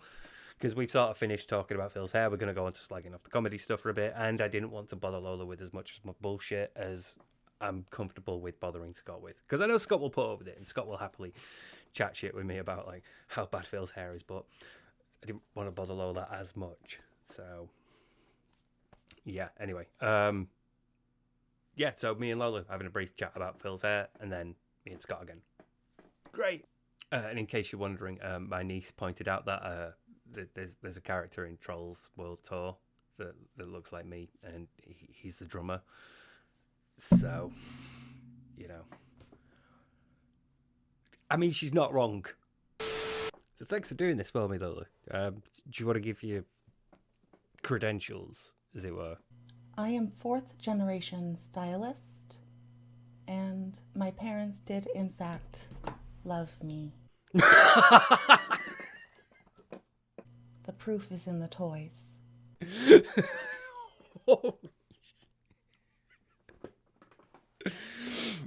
Oh, I did not expect that. That's amazing. Anyways, gray hair is influenced by genetics, health, and dietary, and where you're from, where your roots be. No pun intended, of course. Some say that stress has a lot to do with gray hair, but I personally believe there is not enough scientific facts to relate the two. Future editing Steve here, sorry for the interruption, but it turns out this is actually true. There's a lot of evidence to suggest that stress is associated with graying hair, but there was a 2021 paper by Rosenberg et al. That found that it's actually reversible. So, yeah, there you go. Sorry about the interruption. Back to the brief chat that Lola and I had about Phil's hair. Now, we're going to talk about the pig's beard and graying in beards in general. Sounds good? Sounds good to me. Hair has pigment life, if that makes sense. Beards grow significantly faster than the hair on top of your head. And that's why they tend to grow gray before the rest of your dome does. Yeah, because for me, it came out in my beard before it started showing up elsewhere, though. It's, neither of those were actually the worst when I... Actually, better not. I mean, it's showing here for me, but my camera's not picking it up. But definitely in the beard for me, definitely showing there. It's unfortunate, especially for the pig who got some of the most unfortunate patchiness I've ever seen in a man. Child. Is it possible to have that much gray in your beard and have stark raven locks like the pig is claiming? Yes, but it is very rare. Very rare. Actually, yeah. No, I think about it. It started showing up in my beard before it started showing up in my hair. But that was quite a while ago now. Just think, because this is quite grey here, but up here, it's quite black, so... He likes to say there's little nuggets of truth in what people say. I have had to look at more pictures of Filbert this week than I've wanted to try to gauge how his hair has gone over his fabulous career as a interactive, chill, and positive streamer. I'm so sorry about that. Thank you. It kind of looks like it's gotten darker to me. And that doesn't happen in adulthood. So do you think he could be dyeing it then? Because, I mean, we know what he's like. This he might be able to accept, but he's still very touchy about it. Because there was that time somebody was like, oh, you've got, you look like you've got patches here, but when we see you in your shorts, it's actually just grey hair. So I would imagine he'd be equally as insecure about this, Of course, his lighting has always been horrible. But I believe that he does use at least a tinted product on his hair. My guess would be Burl Cream or pomade to give it that nice shellac look that he loves so much. There's also shampoos and conditioners with black tint in them.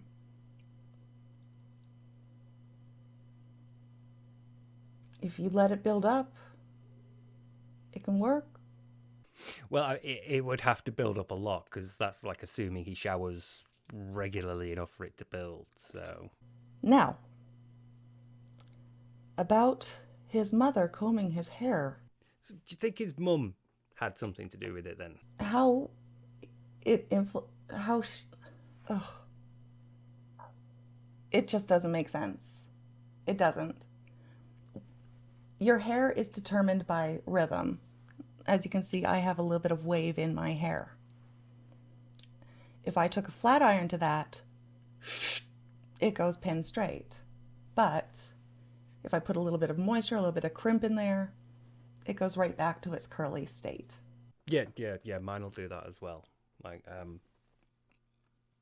these bits here, yeah, you do the same straight down, but normally there's a wave to it. These as well.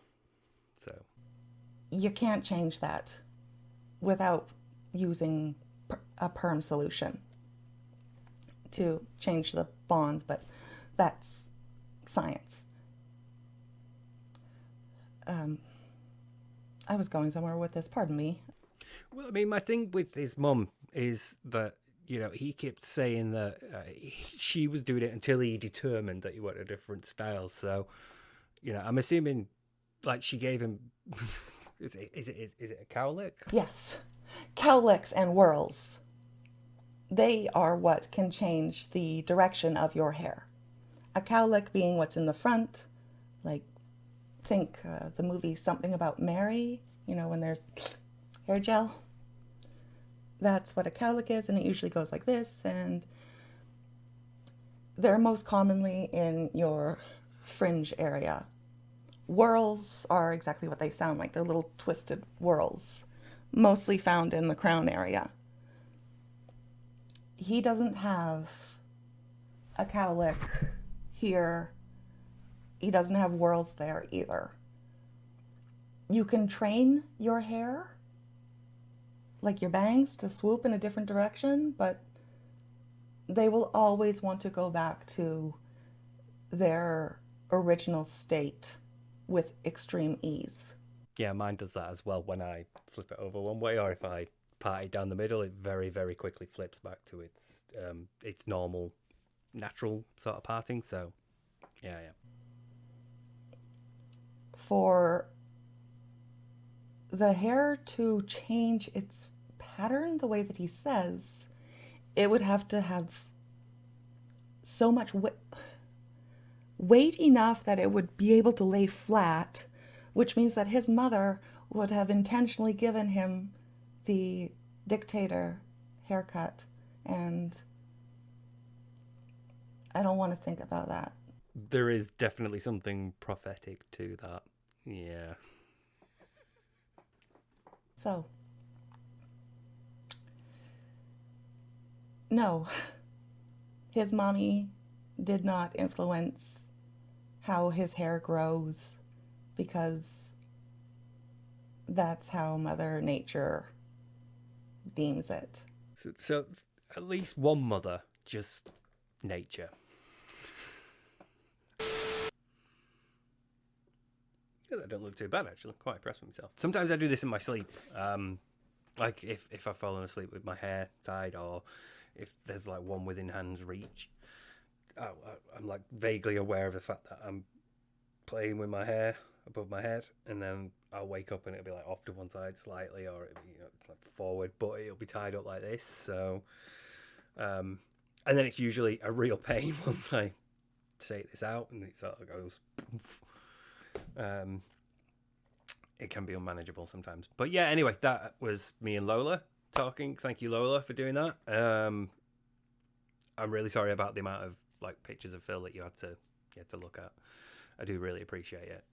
Now back to me and Scott slagging off Phil's Halloween costumes, because it's fun. They're ridiculous.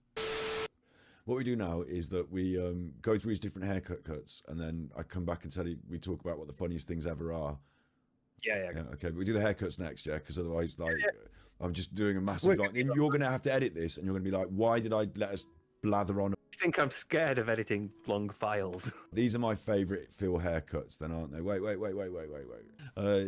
This is my favourite of all Dsp'S looks, and I think he feels 110% in this shot as well.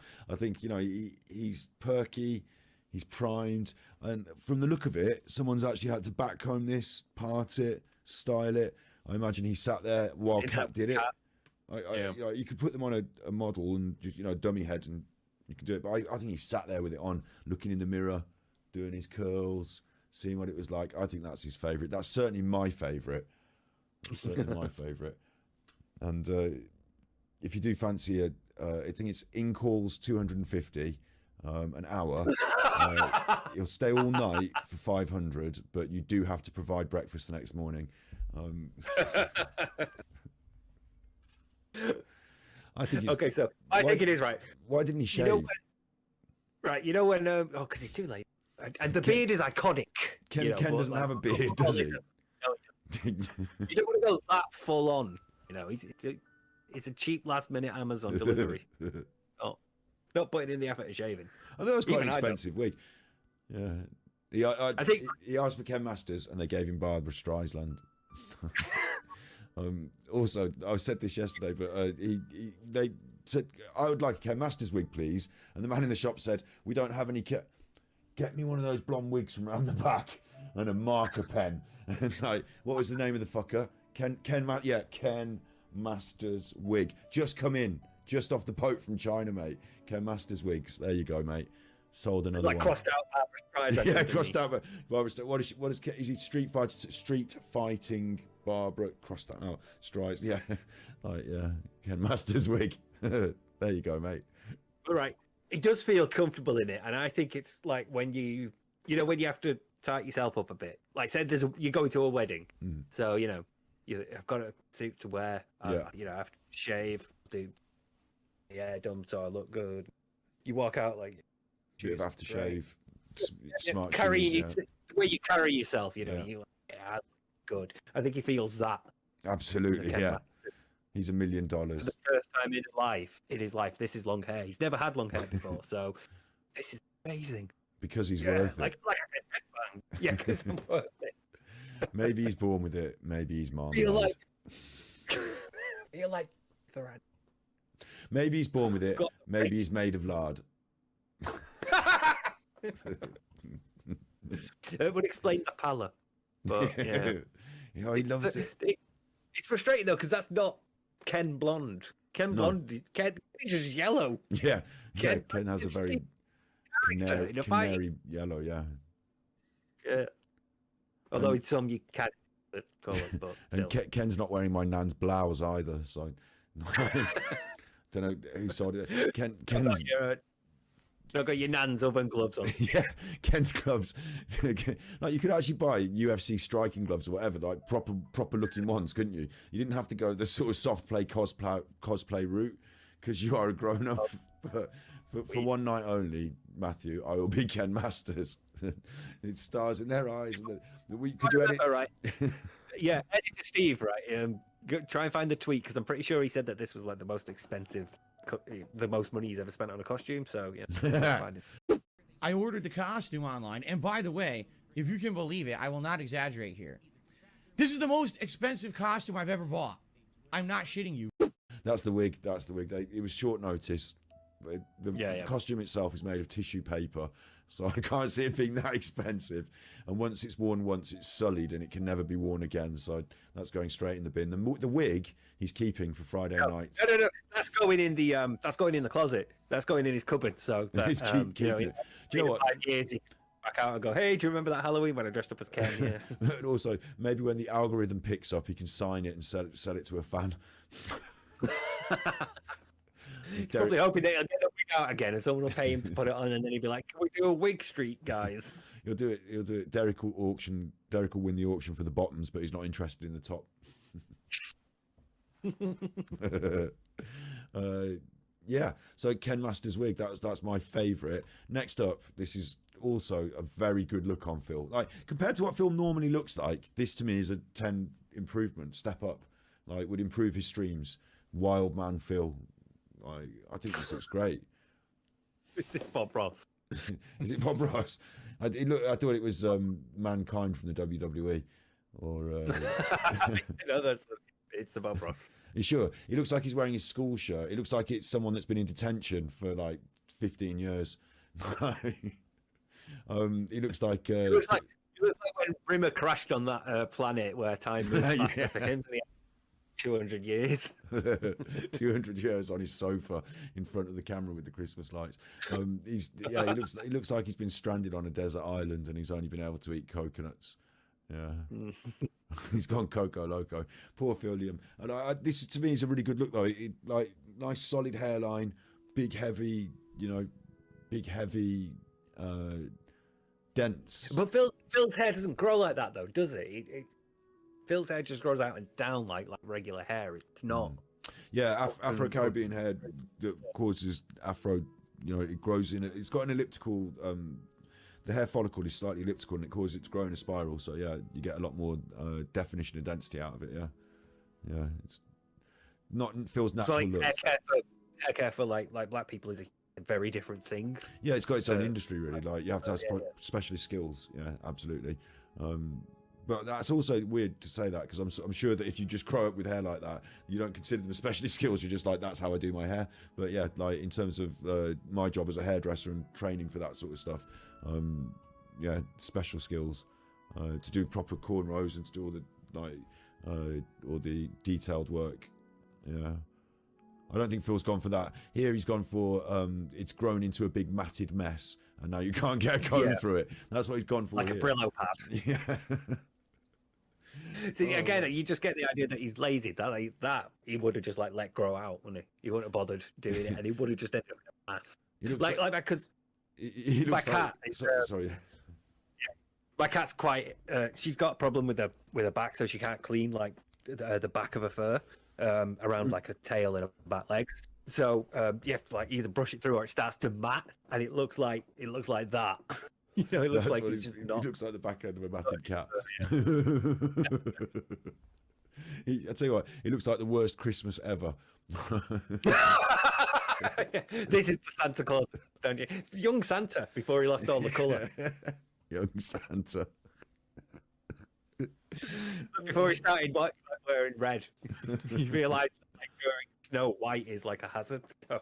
Actually, it's funny you said Bob Ross as well because it makes me think of a sort of Renaissance time artist style. If he like with the palette, he would actually maybe like a swarthy Lothario, maybe Rembrandt or someone. I don't know what these names to me just conjure this like Michelangelo or like he looks a bit Greek here, doesn't he? He looks very Greek here as well actually in this one.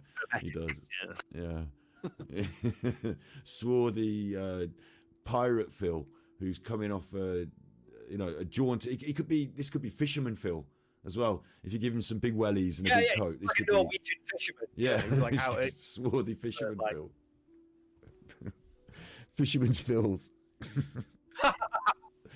Oh, Phil! Like, why doesn't he do more of this? This is for me again. If he did every stream like this, then he wins 1 point off me towards whatever. Yeah, like I would even. Yeah, I might even consider giving him $1 every stream like that, just as his look. He can turn to that when he loses his hair, can't he? You can just say, "Well, decided to wear this concoction." Part of the wig. Yeah. Part of the wigs to cover it. Fuck the comb over. I'm going for the wigs. I felt good in the Ken Masters one. Do you think he feels good in this as well? I don't know because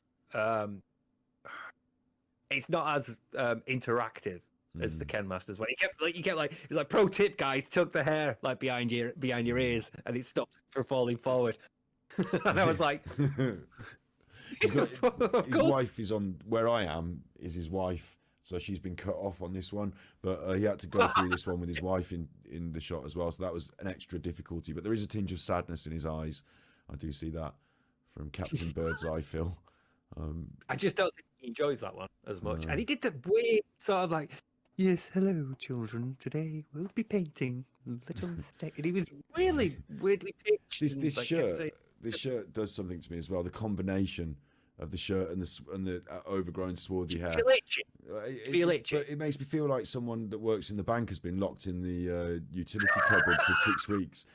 Like, the shirt doesn't seem, and the hair. It's like smarter than I normally see him, and then very much fucked up. This looks like somebody that I might go up to, if I had a problem with, hadn't got any weed, was in a foreign city was looking to buy some weed, I might be tempted to wander up to this fellow and say, do you know anyone who could buy any weed? And this guy'd probably sort me out, or he might lead me up a dark alley, take my tenner, and then like, you wait here, and then he's gone, and you know, he's changed the shirt. He also looks like a 1960s hippie has been dragged in for a job interview. Yeah. Well, maybe I don't want to work for your bank, man. Yeah, you know, these shirts are too itchy. The helicopter flying machine. Okay? Maybe we should stop. This is 9 months after the helicopter firing. This is 9 months on the sofa. I could have been someone in the helicopter industry, man. Milk was a bad choice. Like, like if YouTube failed. Yeah, or this could be like you said about Red Dwarf earlier. You know, this could be from another dimension. This could be alternate Phil. This could be Phil when it all went right, and he's got like a keg of little beers, and he's got his bros, and he's happy, and he's let it all hang out and grow out, and you know, he eats healthily, washes regularly, because more. He's not a shill, but he's wearing that shirt because he's sponsored quite heavily to wear it. So, like, like things are going well for him. Good old Phil. You're currently sponsored by. Well, this could only be sponsored by Monster Energy drink, really, couldn't it? This could also look like the last thing you see before someone hits you in the head with a hammer and puts you in the boot of their car. He looks like an E-fit. Yeah. Yeah. This part looks like it's been put on Photoshop. Could you describe the offender? Throwing out the it's massive hair like this. It's Chewbacca halfway through makeup.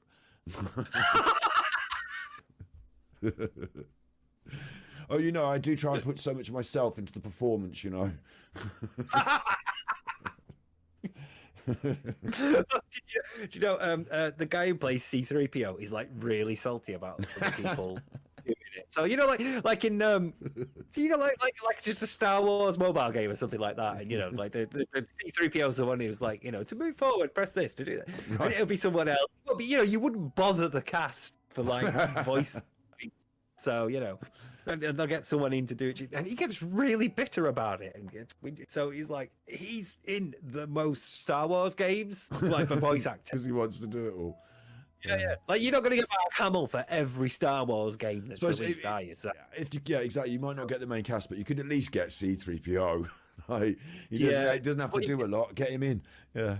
But he gets really eggy if you don't. So if anybody plays it in a show or something, or you know, maybe anything like that. He doesn't get much work as well after that, you know. Like the others, at least you got your face in the movie, and you know you're in there, and like you know you go when you turn up at a casting, no one recognises you, and you're like, no, honestly, I'll tell you what, I've got the mask. Should I put on the mask? Do the voice. Do the voice. Honestly, it's me. Yeah. That brings us back to this, Phil. This is an honestly, it's me, Phil. As Kat looks at, no, who's this in the house? Honestly, Kat, it's me. I don't know if I trust you. Yeah, honestly, it's like Kat, it's me. Phil was a serial killer in the 70s. Sort of vibe I'm getting. Phil got locked outside the gated community and couldn't find his return key. He hadn't got his card. He's been out there now fending for himself on the highway for about 9 months. He's asking people for DoorDash. Can you feed me $5 for DoorDash? Can someone give me actual beggar, Phil? Actual beggar. It's like that episode of The Simpsons where Marge kicks Homer out and he's like living in the Bart's treehouse. Yes.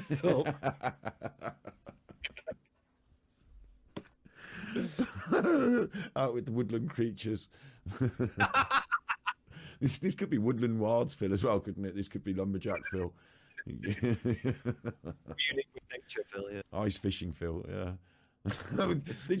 We do need a range of dolls. We need to create some of these dolls just so that we can put little hats. I told you the Halloween one would have been great. We could have had all of these costumes as their own, as their own Funko Pops. I was onto something. I really was. But you know, weight of public opinion. I'll crumble to groupthink. I'll crumble to groupthink. Talking the weight of public opinion, there's quite a heavy public opinion on the side of this being his best costume ever, and hair wise, and facial hair wise. On second viewings now, like, you know, because I had time to ruminate on this a little bit, I'm actually seeing a little bit more of a sort of courtroom I see the courtroom wig. I don't really see like a hairstyle. Yeah, like yeah, no. And that fits him quite well for tone. He's got that like southern accent, hasn't he? So he'd probably be doing like, "Ladies and gentlemen of the jury, I've come to you today." I can't do. I don't know what even accent that was, but you know, he's got like that southern sort of like Lindsey Graham, like, you know, Mom, Pa told me to do. I'm trying to think of Foghorn Leghorn. Well, I'll say. Yeah, that sort of, yeah. I'll say, boy. Boy, I'm doing boy now, like he does it. Oh, yeah. Boy. He did it, yeah. He did it. That's where that one of the clips from the group think came from when he did the accent wearing this. So I was going to say this could be Grandfather Phil as well. Obviously, it's Kentucky Fried Chicken Phil. But it could be Grandfather Phil. But the problem is Grandfather Phil's got more hair than young Phil, so that can't be right.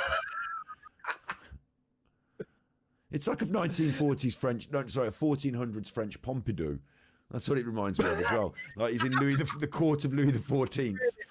Yeah. Really? Oh man, could you imagine Phil in court? Like Blackadder did a good series, the first one that was of that tone. Like Phil would have to, if he wasn't the king for reals, he'd have to, like, you know, negotiate that social hierarchy, and that would be a nightmare for him, wouldn't it? He'd be an awful backstabber. Yeah, he wouldn't dress as the Kentucky Fried Chicken Colonel for that though. So that's, I don't know why I brought that into it. Phil in Game of Thrones, he'd have his head cut off by Joffrey and he'd be binned off immediately. Phil versus the Mountain.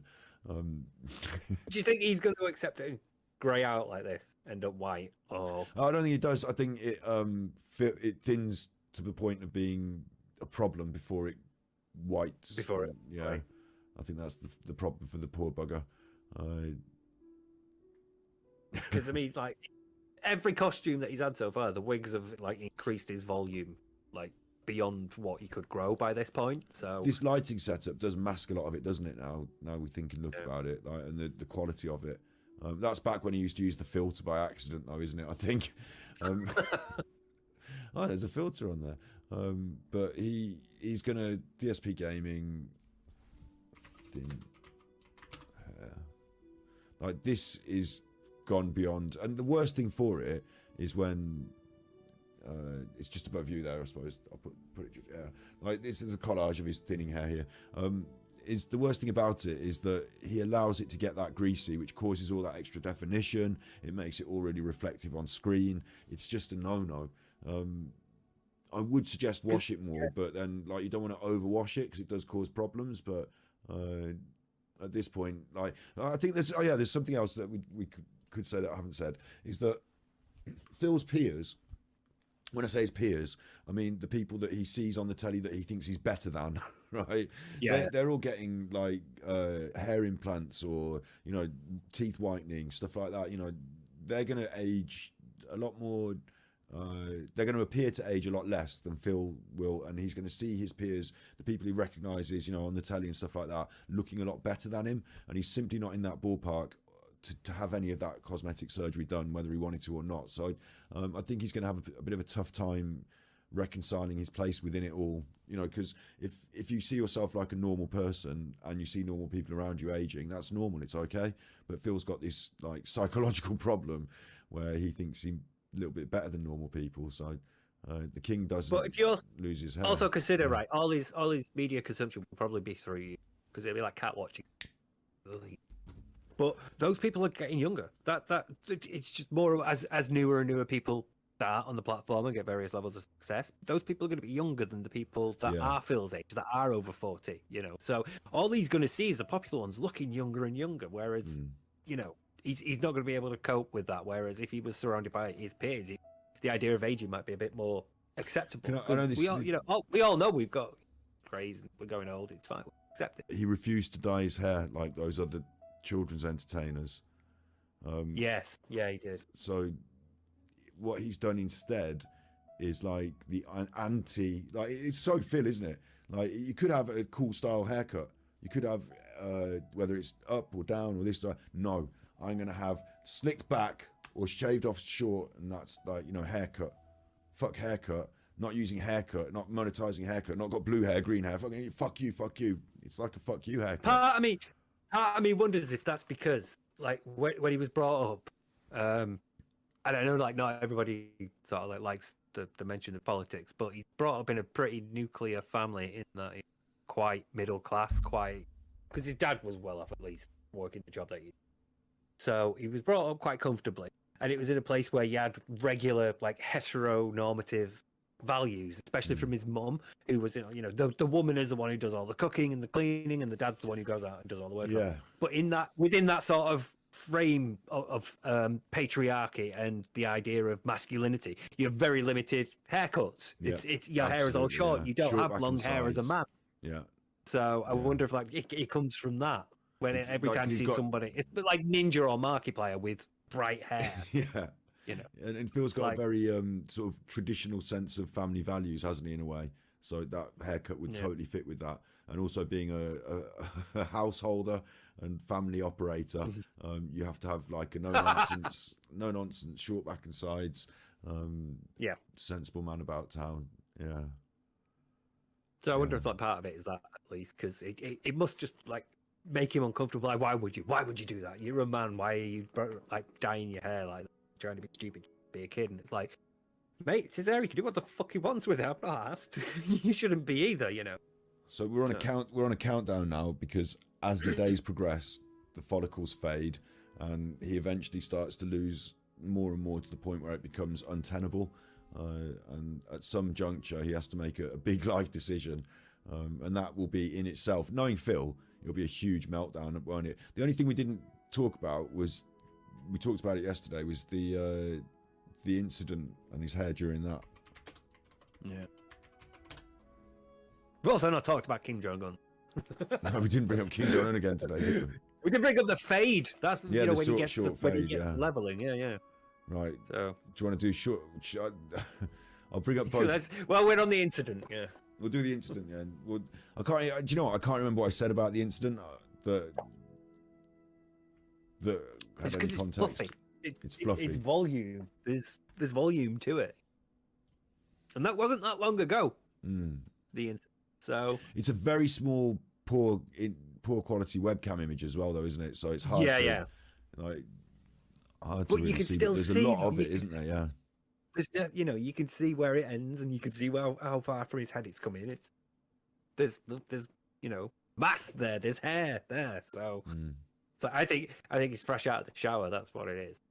Because like my hair's particularly voluminous right now because I've showered earlier and now it's dried. And so I think because it's Italian style hair, Phil.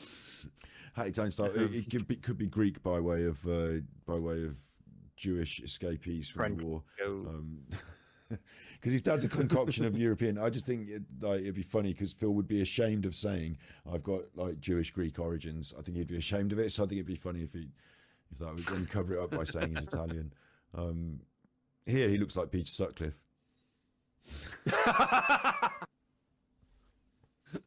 Sutcliffe. It's not quite. Actually, he passes for a chubby Sutcliffe, doesn't he? Really, in a way. But again, it's not that long ago. There's hair. It's clean. Could have like kept up with it, styled it somehow. There's something to work with there. And yet, look where we ended up. A few short years. It's like receding. It's thinning, greasy, and again, cause it just looks worse because it's greasy. Because it all starts sticking together, so you get like the thick strands of it rather than everything individually. Yeah, like, so loose. I think you're right on this. He's come out of the shower, hasn't he? And his hair's a lot more fluffy. And the only problem is that what are you doing? Oh. Right. No, it's all right. Daddy's here. Edit it. The problem with this is that if you're just out the shower and you're fresh and clean, why are you knocking one out then instead of beforehand so you can clean yourself in the shower? Like, have you not just ruined all your fresh cleanness for the afternoon, sat there in your own mess? Like, Jesus, Phil. He's got things in the wrong order. He's fresh out of the shower. It's the cleanest it's ever going to be. It's at its most cleanest right now. So you can bear touching it. You can bear touching it. The rest of the time, next few days, it's going to start smelling more. It's going to be on his hands. He's, so as stuff accumulates, Yeah, let's start off this week right after my bi-weekly shower I'll immediately sweat myself up and gut myself out. Like He was hardly there long enough to build up a sweat. Well, I think a few strokes for Phil and he starts to sweat. A few strokes of anything, he starts to sweat. Yeah, Phil, sweats when he's rocking on the X and Y axis. The other one we didn't quite discuss yet. The fade, yeah. Phil has been known to have this hard fade, hasn't he? Like, let me see if I can just get Phil Burnell hair fade. Right, how difficult is it to get a good-looking fade? I don't know. I would assume it involves changing like the length. It's one of the skills of the barber, I suppose. Yeah. It depends how the head shape and the lengths. You know, if someone wants it tight and they've got like the right head shape, you can do it really well. It does take quite a bit of practice as well. It does take a bit of practice. That's why I think that he might be going to. I don't know why Phil Burnell's hair didn't come up here. Hang on, Phil Burnell, DSP. See, they look. You can see like there's fades there that look all right. Yeah, I'm trying to find his. Quite a few like cuts and things in them and patterns, but most of them look like in terms of like the fade from the ear up. It can be done. Phil's just like Phil is. He seems to get. He seems to get a kind of irregular haircut. Like it's not always the same style. It seems like sometimes it's a better fade, sometimes there's more of a line in it, sometimes it's more tight. And I think that might be. Is that why you think that's the student? Yeah, the barber? trainee. Going through either slightly different cuts for their qualifications or just fucking it up slightly differently each time. Like having to. Like the problem with the fade is when you go up a little bit higher than you need to, then everything has to go up to that point now. Because that's the high, and you keep doing that, it's too late. And like, if you're getting sometimes a client might say, I want my hair here to stay long. And you're like, okay. And then they're like, I want this to be short. And then you're like, okay. And then they're like, but I don't want you to cut this long hair anymore. And I'm like, but you want me to fade it? And they're like, yes. But you don't want me to cut the long hair anymore. Sometimes a client can be a little bit difficult like that. And like, you have to either talk them into doing what would create the fade, cutting the longer hair, but I wanted to keep this long hair. And like, or you leave them with a step in their hair and say, this is what you wanted. Stop arguing with me. And I think Phil might be sometimes a more difficult customer sometimes, maybe. Maybe I imagine. I wonder this as well. Whether someone started, that really Kim. You said it earlier, Kim Jong Un, didn't you? Kim Jong. It is very because, like in North Korea, there's only a certain amount of hairstyles that men can have. And it looks like a North Korean hairstyle to me. It's very straight like that, and then down like that, and it looks very. And again, because of the fade, like up here, fades way too high for me. And he has that severe one as well, where it's like really severe. Basically, yeah. I think maybe once, thinking back on Phil's haircuts of recent times, I think maybe once they did the shaving bit, and he said, "Hang on, no, I don't like the way this is going, and I don't want it to be this short." And so they said, "Well, we could leave it with a bit of a step." And he's like, "Just leave it with a bit of a step then, and I'll, like cross about it, but would rather not it continue all up his head."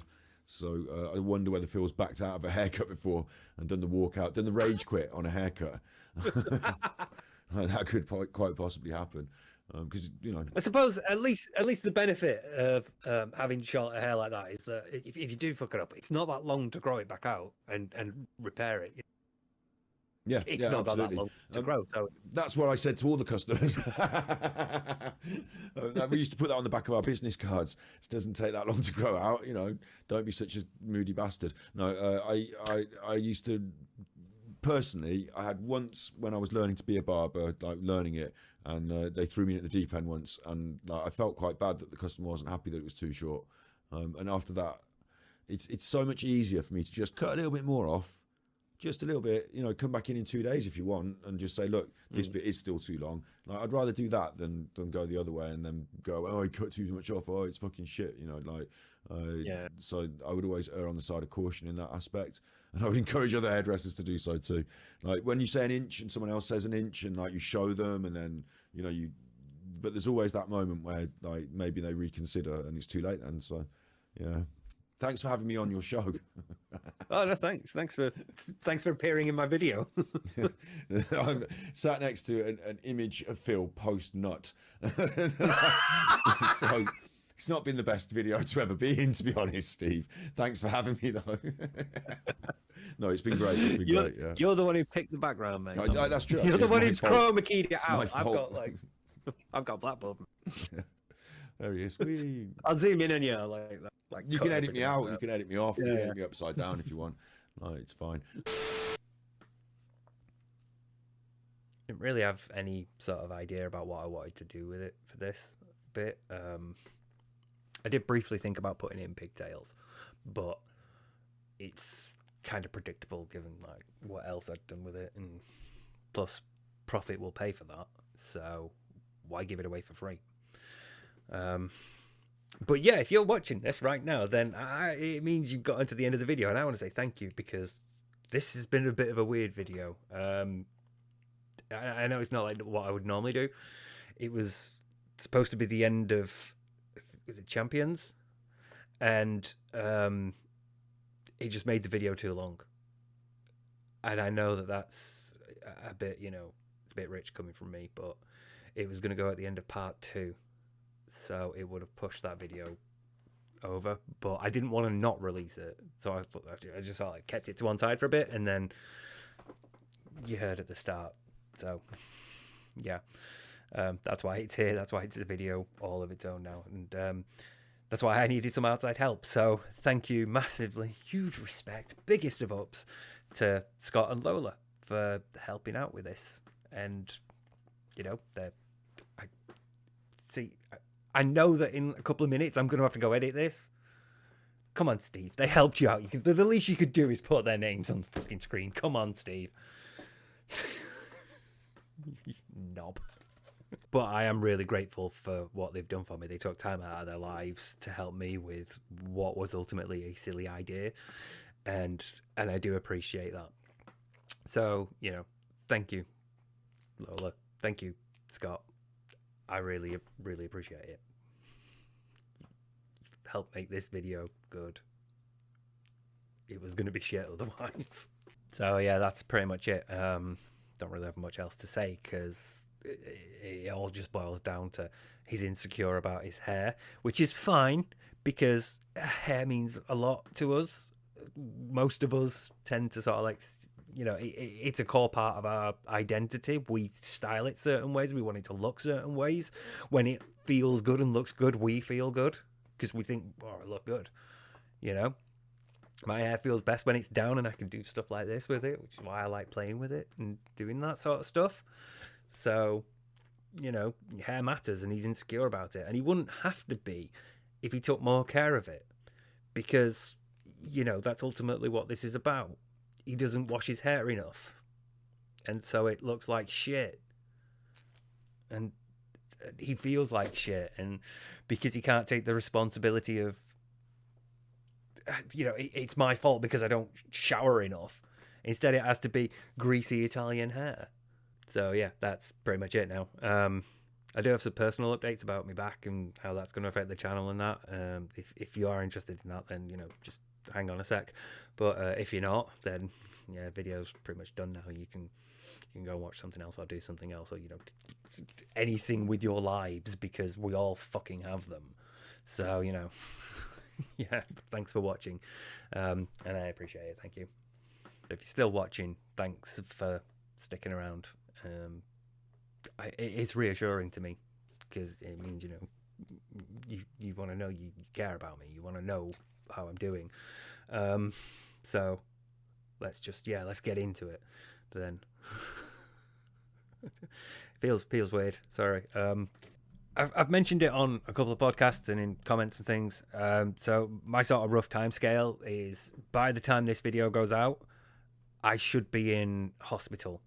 I should be having my operation, and then as I'm recovering, the next video would go out, and then while I'm getting better, I'll be able to fix my PC and then get the following videos out. So there was like a timeline that I had planned around, and obviously all my other personal shit as well goes into that. So like sorting out care, I needed to go out and get things for the hospital, all sorts of stuff like that.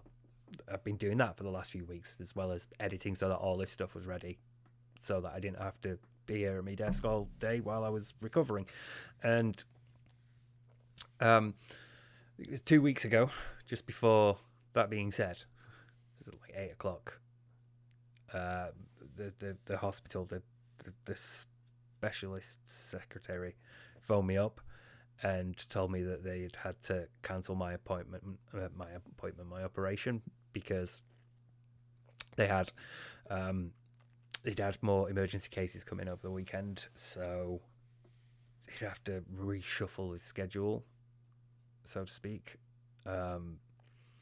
which sucks because I'm an elective case. So if somebody's an emergency case, they get seen ahead of me, and I'm not mad at that. I can't be mad at that. If somebody needs help and it's an emergency, fucking see to them. I can wait. I've been waiting long enough as is. It's fine. Well, it's not fine, but So they phoned me at like 8 to tell me, and then like an hour and a half later, I'm on a podcast. So there was a flurry of calling all my family and friends and sort of like saying, hey, this has been cancelled. You don't have to like worry about sorting time off work to be with me during the day, because I'm going to need care during the day. I'm going to need to be someone's going to need to be there to look after me for a good few weeks after I'm out. So there's a lot of people have like arranged things with work and stuff so that they could be here with me and take care of me. So there's a flurry of that. And then I had a brief cry in the kitchen. And then I went upstairs at like 9:20. And I jumped onto the That Being Said call for the group think. And before we started, I told the guys, and I was like, yeah, guys, they've cancelled my appointment. So, yeah. The guys were really sympathetic and really supportive. And I'm really like, it was really reassuring to me to have that from them, and not to imply that I expected less, but it's it's still reassuring in that moment, because it was still quite. I found it easy to put on a mask because it's Phil, and it's very easy to slip into just shitting on Phil, and not like really giving anything away, whereas obviously when you're there talking and ALT's not shushing you or anything for giving away the gold, you can you sort of like a bit more open and honest because you're telling the guys, hey, this is what's going on, because they obviously had plans as well. They were expecting to be a host down. Scott was also expecting to be a host down. He had plans as well, and it was something that both of these podcasts, both of these groups of people knew about, and then I had to tell them that no, it's not. It's stopped. It's fine. We'll carry on as normal for now. But it might happen again at some point in the future, because what the specialist said was that the specialist secretary said was that when they've sorted out their schedule and they will have a better idea of what they could do, they'll be able to say to me whether they can see me by July or not. And if they can't, they're going to pass me up to their superiors, who will get me seen by someone else somewhere else in the country. So it might not be that my current specialist surgeon who does the surgery. It might not be at the hospital where I currently go, but somebody will be able to see me. The authority, the regional authority, will be able to get me seen somewhere. So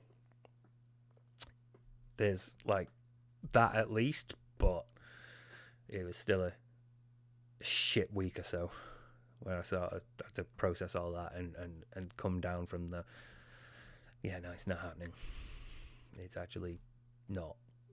Which is, again, because I'd had the pre-ops and I'd had the MRI and the CT scans. I missed that being said for that.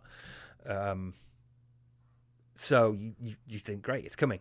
It's going to happen. They're pre-op assessments. They've taken my blood, they've checked my blood pressure and me, all that stuff, and I've had the more up-to-date scans because it's now been like nearly 2 years since my last scan. So I had all that done, and I was, getting stuff ready, and so yeah, it's not been great, but I'll have this out. This should be out by Sunday at some point. And I will also, I'm going to start, because I was talking with Scott, I'm going to start clipping things that we talk about over on Thus, and if I feel like I want to expand on this, and uploading it here. So I'm still sort of kicking around a name, but it was going to be something like Elaborate Thusly, and like when we talked about female killers, I might like take a killer, and like most of the clip is going to be what we talked about, but every now and then I'm going to be like, right, I wanted to expand on this here, but because we tried to get through so many, we had to move on. So, bits of extra, just stuff that's not DSP, but stuff that's still at least interesting and that can at least entertain the people who are here for more than just DSP. I know, I'm giving away the gold. ALT would be upset.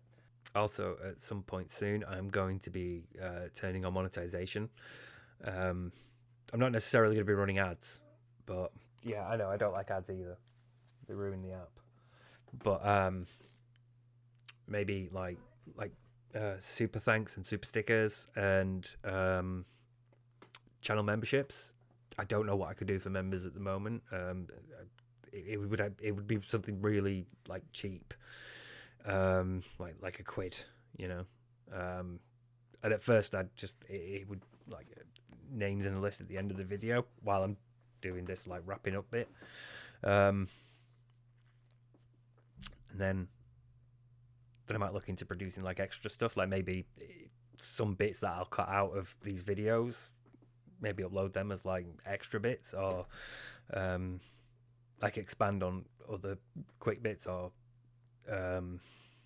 maybe like even compilations of me fucking up, because yeah, fair few get cut.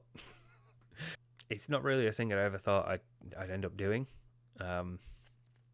Like I never thought I'd have to think about monetization, because I didn't sort of think of it as a thing. But as I've been doing more work on these videos, and I'm going to have a period where I'm not going to be able to be on podcasts and things. I'm not going to be able to edit that much. I'm not going to be like Phil. So, I mean, it's bad enough that I already get this shit, So, no, what is actually bad enough is the fact that Snort Burnell keeps making thumbnails and they keep looking like me. I am getting like quite annoyed by that. It's not, I don't like, and I always feel sorry for my brother as well, like my actual brother. So yeah, that's pretty much it now. Videos will be coming again soon. I'm going to be here for a few more months yet, so knowing my luck, I'm probably going to be seen around July, August, September-ish. That should give me some more time to finish things off. The next video will be about the meltdown that he had in March, because that's done, basically. I need to give that one more editing pass to make sure shit like, text appears properly and images are at the right times, and, just make sure all that stuff's sorted. And then I'm going to try and sort out my computer so that I can finish off the Evil AJ version, the Evil AJ video part 1 that's running on the new version of Vegas that's currently not playing well with my computer. Also, shout out to everybody who offered me help with that.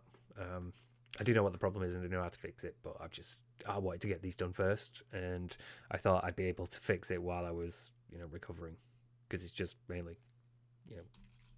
software stuff type things, let process run, so it's not something you have to be constantly there for. But yeah, stuff's coming out. I'm here for a few more months, and that's pretty much it. Thanks for watching this little ramble as well. I appreciate that, and yeah, I'll see you again soon. In fact, if I don't want to jinx myself, but I might be able to get this out just before that being said on Sunday. So, or am I timing to go live afterwards? Ooh, now that'd be fun. Okay, there's something here. Anyway, yeah, thank you for watching. I really do appreciate it, and I'll see you later.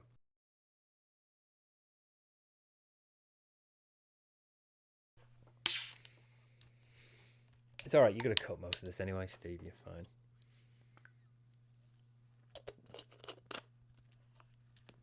Look at you, killing your babies.